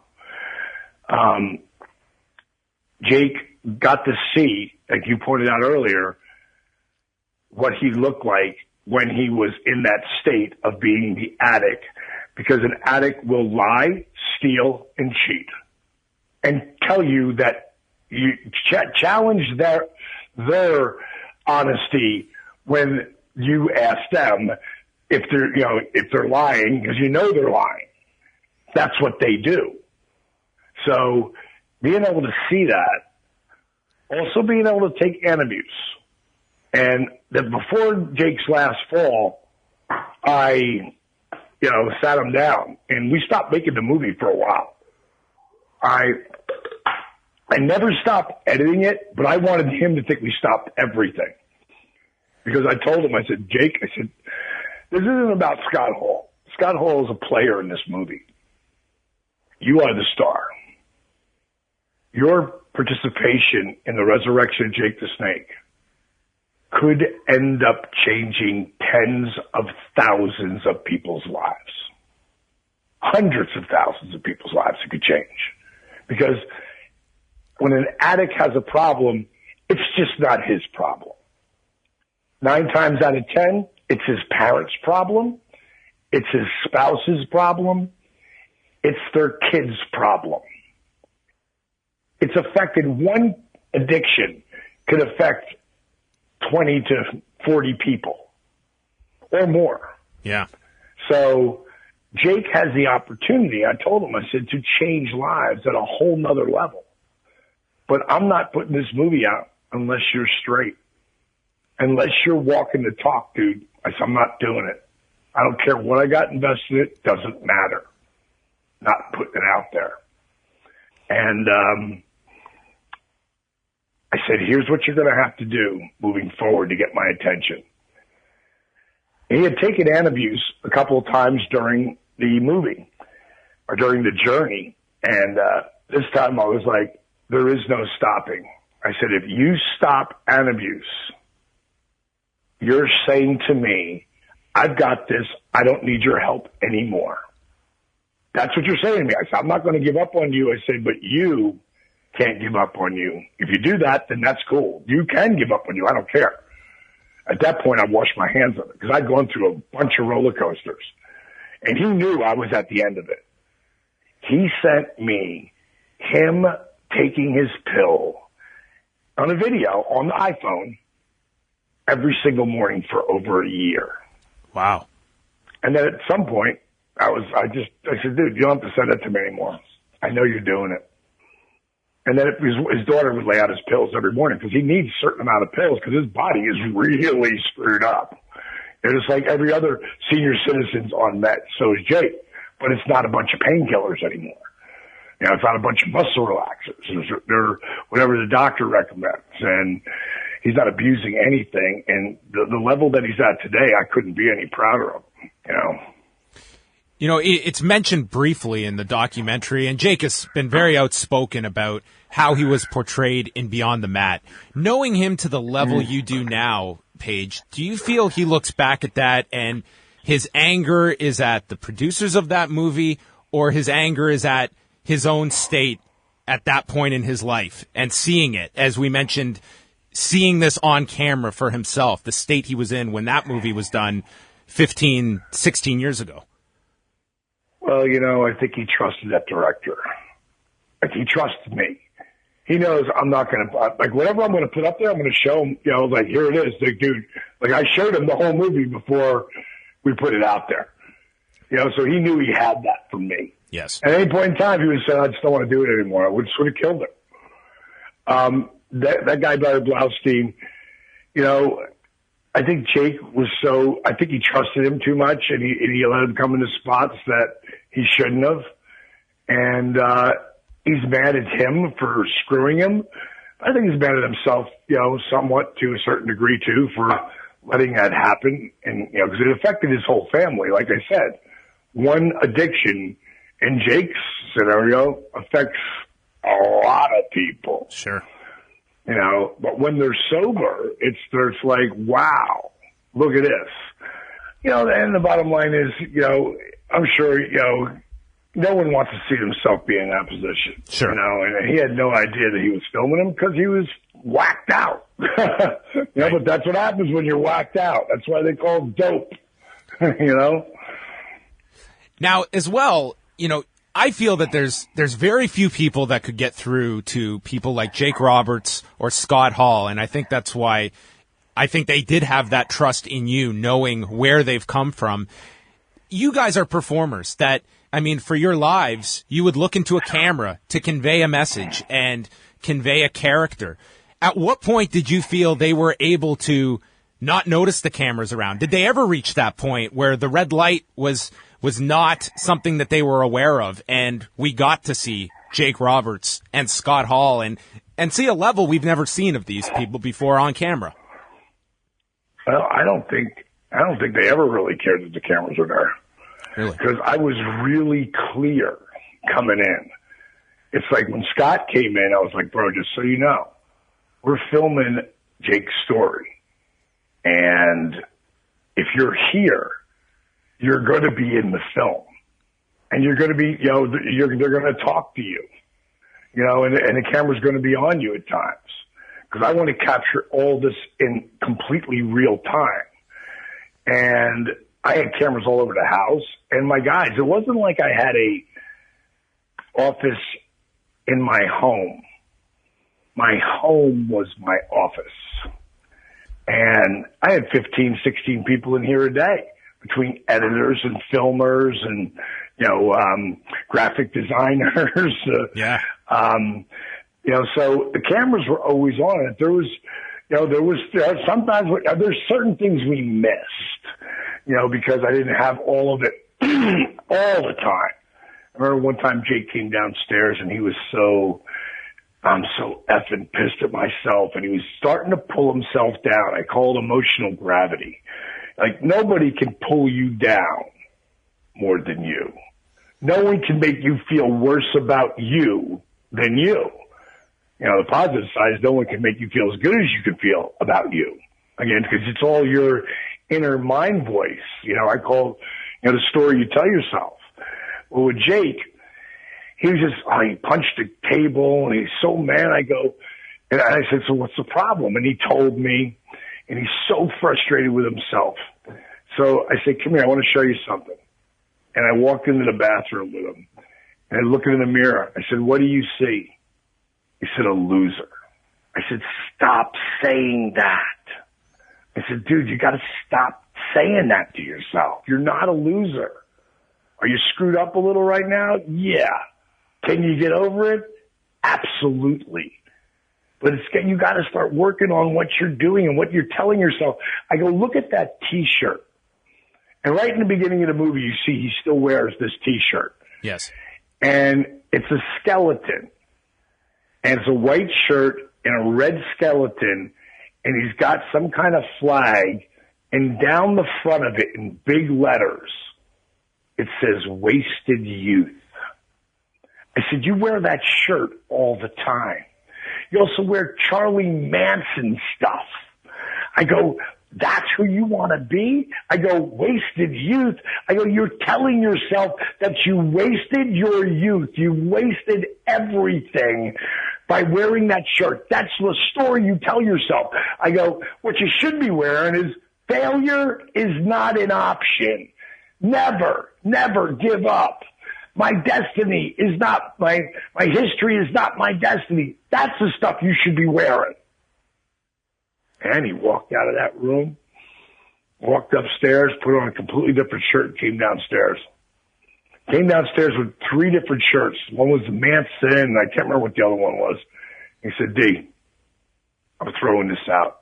I get it. You're right. I said, it's not I'm right, dude. I just want you to get it because I'm not right all the time at all. I just want you to see it from a different perspective, bro. That's it. And then you pick how you want to treat it. So as far as the guy did, you know, we've been on camera forever. So it's not a really big deal. None of us get nervous about that. We just can act just ourselves. You know, and plus, again, we had 500 hours of film. Wow. To get down to 93 minutes. That's a lot of bonus footage you've got potentially. No, not potentially. Yeah. For the DVD. Yes. For the DVD. You know, right now, anybody can go on iTunes and get the movie. And you can rent it or you can buy it. Surprisingly, like 70% of the people buy it because they want to show it to their friends. They want to show it to their family. What's really cool is we've been on the front page of iTunes, since pretty much the second day. Yes. By the second day, we were number one in sports movies and in documentaries. Today, I think we're like 2 or 3 or 4 or whatever, but we're up on that front page every day. And the movie's been out for a couple weeks now. And it's about to go live on Google Play and Amazon and I forget who else, but that's going to happen like the second week of February. So that's really cool, and it's getting out there for the people to be able to see. Somewhere down the line, Showtime or, Netflix, I'm sure that's where we'll end up. But we will do a DVD probably in the next 60 days. And we have so much footage. And one of the things we did extra, myself, the director Steve Yu, and Jake sat around like the directors do when they're, they talk about the movie and what they were making the movie. I love that stuff. I love the behind the scenes stuff of the behind the scenes.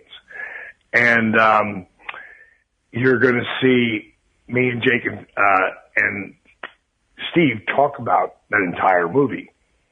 So after you've watched that a couple times, now you get to see that version of it, which would be really cool. And then we have so many other extended cuts that we couldn't fit into the movie. And we'll be putting all those on there. There'll just be a lot of extra footage. It's going to be a really amazing DVD. Before we wind this down, I did want to as well touch upon DDPY and just how much this has affected people that are still performers. And one very recent case is A.J. Styles, who had a debilitating back injury a month ago. And here he goes, 30-plus minutes in the Royal Rumble this past week. We know Chris Jericho, who has just talked about this completely turning his career around. He's in the Rumble for 50 minutes this past Sunday. First of all, tell me about what you can share in regards to what AJ was going through and being able to do what he's done over the past month, going to the Tokyo Dome, and now here he is in the WWE, and you would have no idea this guy's back was in the state it was. It's funny because I get, Chris Jericho is my biggest supporter because he knows that I've helped him make millions of dollars and continue to live the dream. When Chris showed up, DDP Yoga, and I call it DDPY or both, so people, it's DDPY, DDP Yoga, but DDPY, and that's why I want everyone to go with it. So I'm glad you mentioned that as the name.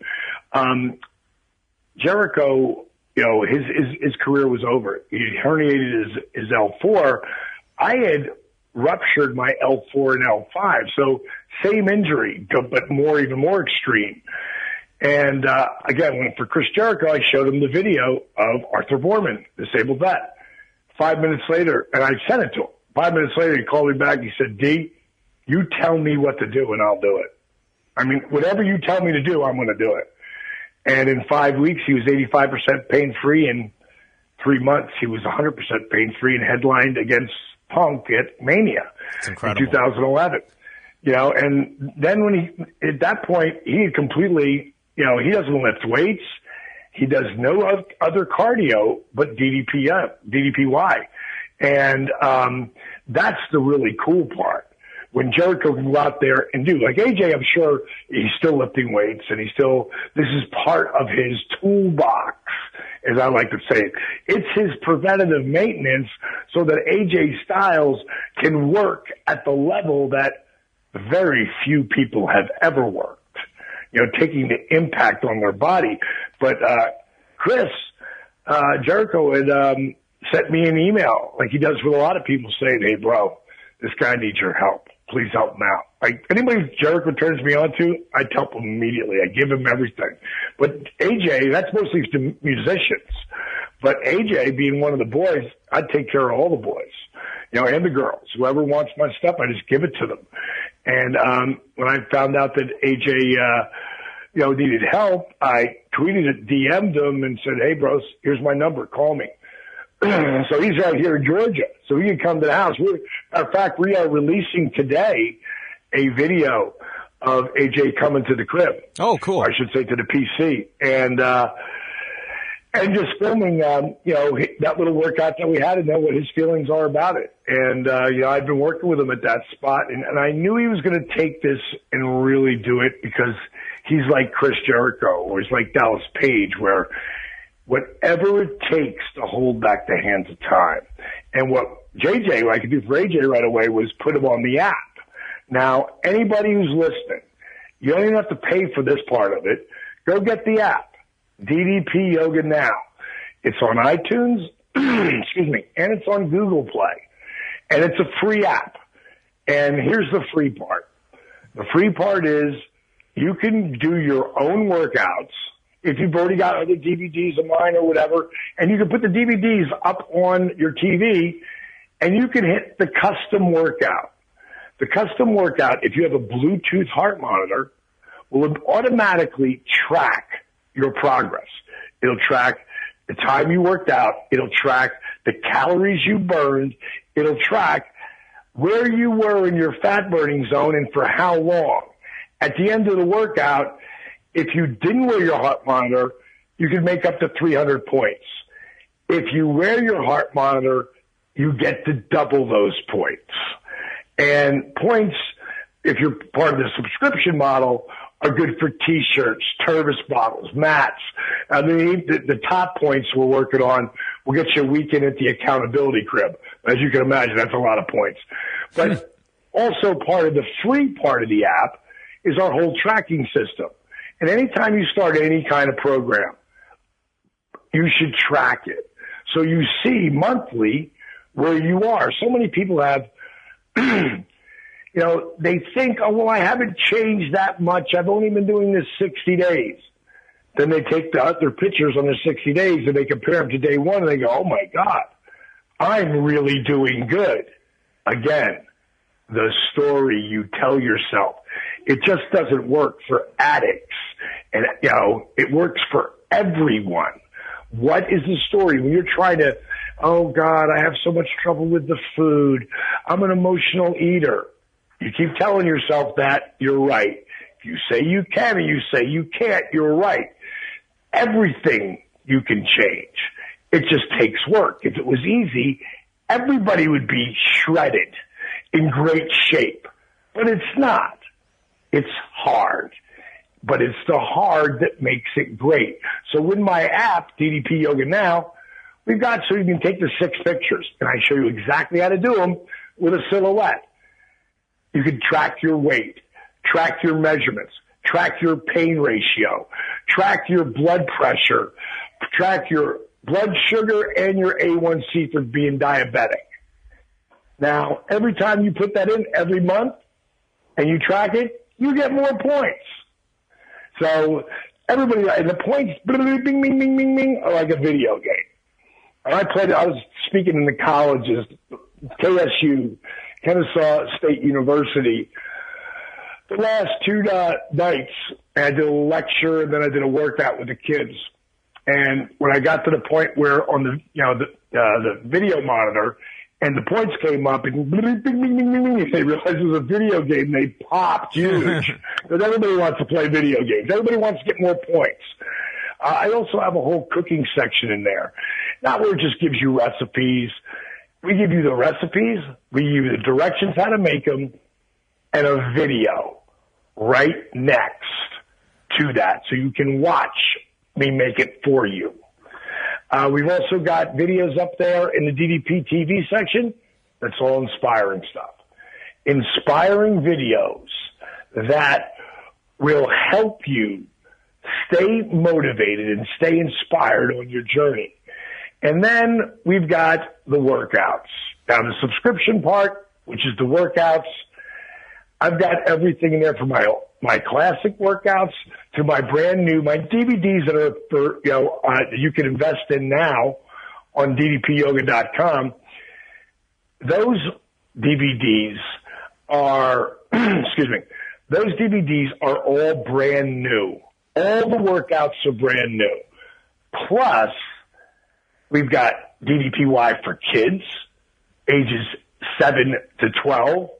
And those are amazing. I'm getting so many people, put up on, on Facebook or Twitter at Real DDP, at DDP Yoga, or our DDP Yoga one-word official site. It's got 150,000 people on it. Please go by there and like that. But so many people are putting pictures up of their kids doing the workouts with them, which is really amazing. And we also have, for people like your grandparents or your father and mother, maybe they're older, and their body's beat up, they're overweight. They can't go from the ground to the, to standing, or to standing to the ground, like Jake and Scott or Arthur Mormon. So I developed a whole series of workouts called Beginner around using a chair. And the coolest thing of all, and I'll be doing it in 50 minutes. Let me see exactly. Let me see what the countdown is. 57 minutes. I will be live coming from the Performance Center by myself. Normally I have a whole group of people behind me working out, people in front of me, the cameras. It's a live workout. This one's going to be one-on-one with DDP. Cool. And this is more of a upper intermediate advanced psycho workout, so that the people who are really been doing this for a while and they want to be challenged again, the guy who's 3 months from 60 years young is about to push their buttons. And of course, all of our live workouts, after the next day, they go into the queue, which means they go right into the queue of our workouts. Right now, we've got probably about 40 workouts up there. And so you're never going to get bored. Next year at this time, we'll probably have 200 workouts up there. I know there'll be at least 150 because it's always changing, and I'm always changing it up. And all of this is coming from the DDP Yoga Performance Center, which is what I call the house that Shark Tank built. And we didn't get a deal on Shark Tank. What we got was exposure. I didn't offer the Sharks more than 5%, and I wasn't going to give them more than 5%. All I cared about, I didn't even want any money from them. I just wanted $1 and let them fight amongst themselves. But the show was like, the producers were like, well, if you don't need the money, we can't put you on the show. I said, I can use the money. We can't use the money. But what I asked for was $2,000 to start building an app. The app, DDP Yoga Now, that I'm telling you about, we are approaching $1 million. Wow. Cost. Again, the app that Shark Tank built. I just didn't put it on iPhone. Every time you add another device, you double the price, triple the price. So I put it on iPhone, iPad, Droid, and tablet, and your computer. So if something was going to cost me $10,000 to do, it just cost me $50,000. So this app, when you get on it, and like I said, everyone and anybody who works out, period, whether you subscribe to DDP Yoga Now or not, you should have this app because it does so many cool things, and it's just going to keep increasing. Coming in March or April, probably April, probably when I get back, it might be May, but that's the latest. What will be coming to the DDP Yoga Now app will be the DDP video wake up alarm clock, where I come up on your phone or your iPad, knocking on your screen, yo, monkey, dead out of bed. Don't make me come in there.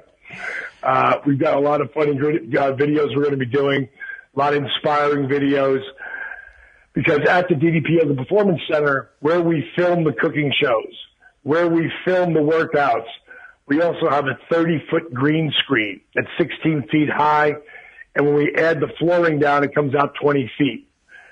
Well, that's where we're going to be doing a lot of the wake up alarm clock videos from. We've got a couple that we didn't use that, but we're going to be using a lot there so I can be anywhere coming to you to wake your ass out of bed, to get on the mat and do your DDPY now or else.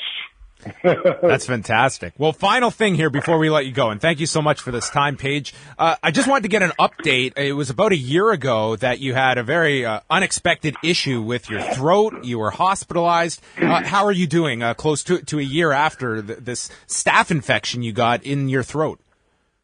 Well, it wasn't a staph infection. It was more of congestion down. My wife knows how to say it exactly. Okay. That's the one problem I don't have a problem. I feel friggin' great. But I still have this hoarseness in my throat, and it really has to do that I'm working too hard more than anything. Like, if you knew how many interviews I did today in between taking Scott Hall to lunch and going to go do DDPY live, it's like I never stop.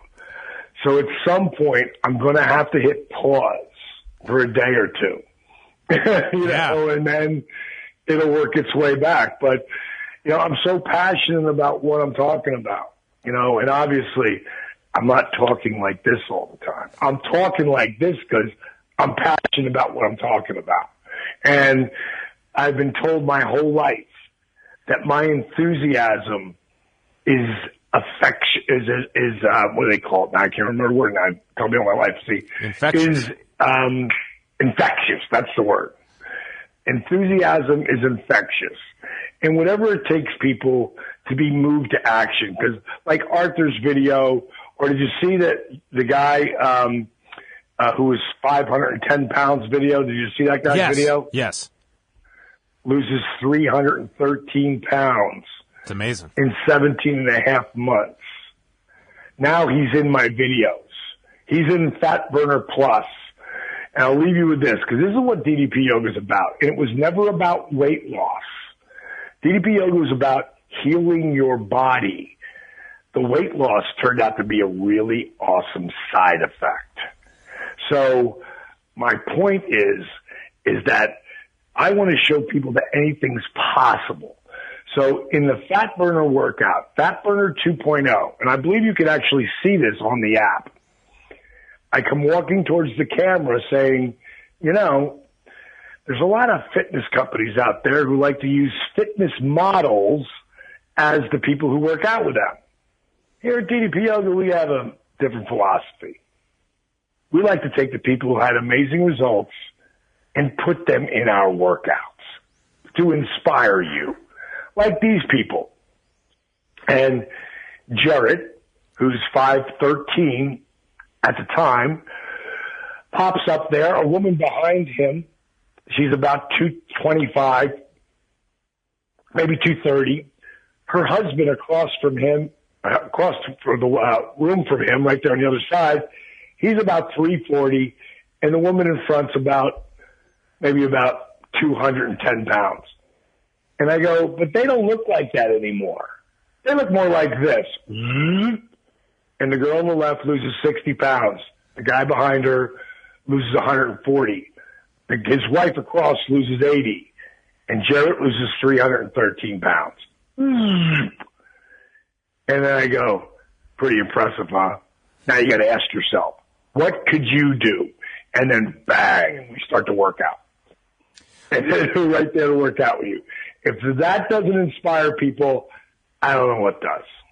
Well, the app is the DDP Yoga Now app that you can get on iTunes for your iPhone, iPad, just a simple search. And as he mentioned, it is free to download. And of course, The Resurrection of Jake the Snake. It is out on iTunes now, coming to Google Play and Amazon, as well as a DVD that will be coming out later this year. So much that you can get, and of course, DDPyoga.com is probably the best destination for everything related to DDPY and the documentary. And congratulations on the documentary and everything. Obviously, your passion comes through, Paige, and I can't thank you enough for stopping by and chatting with us at length here. My pleasure, man. First, I want to send a shout out to the guy who made this possible. and I know he's related to you in some way, but Kevin from DDP Says Twitter. I found it very entertaining.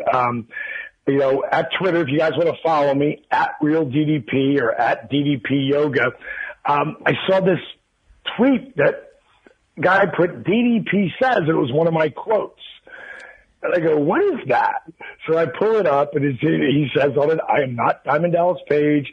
I'm a fan of his work, love his inspirational stuff, and I'm just going to put quotes up here from time to time. And I started following him. And I was like, wow, this guy is really cool. I got to get a hold of him. And that's how we ended up. And he wrote a review because he's done a lot of editing and producing of documentaries. And he really put the movie over. Kevin really put it over. And, and he said, no, you got to get on John's show. You got to do this show. It'll really help get the word out. So, thank you, bro, for taking the time. And thanks, Kevin, for putting this together. And have a blessed day, bro.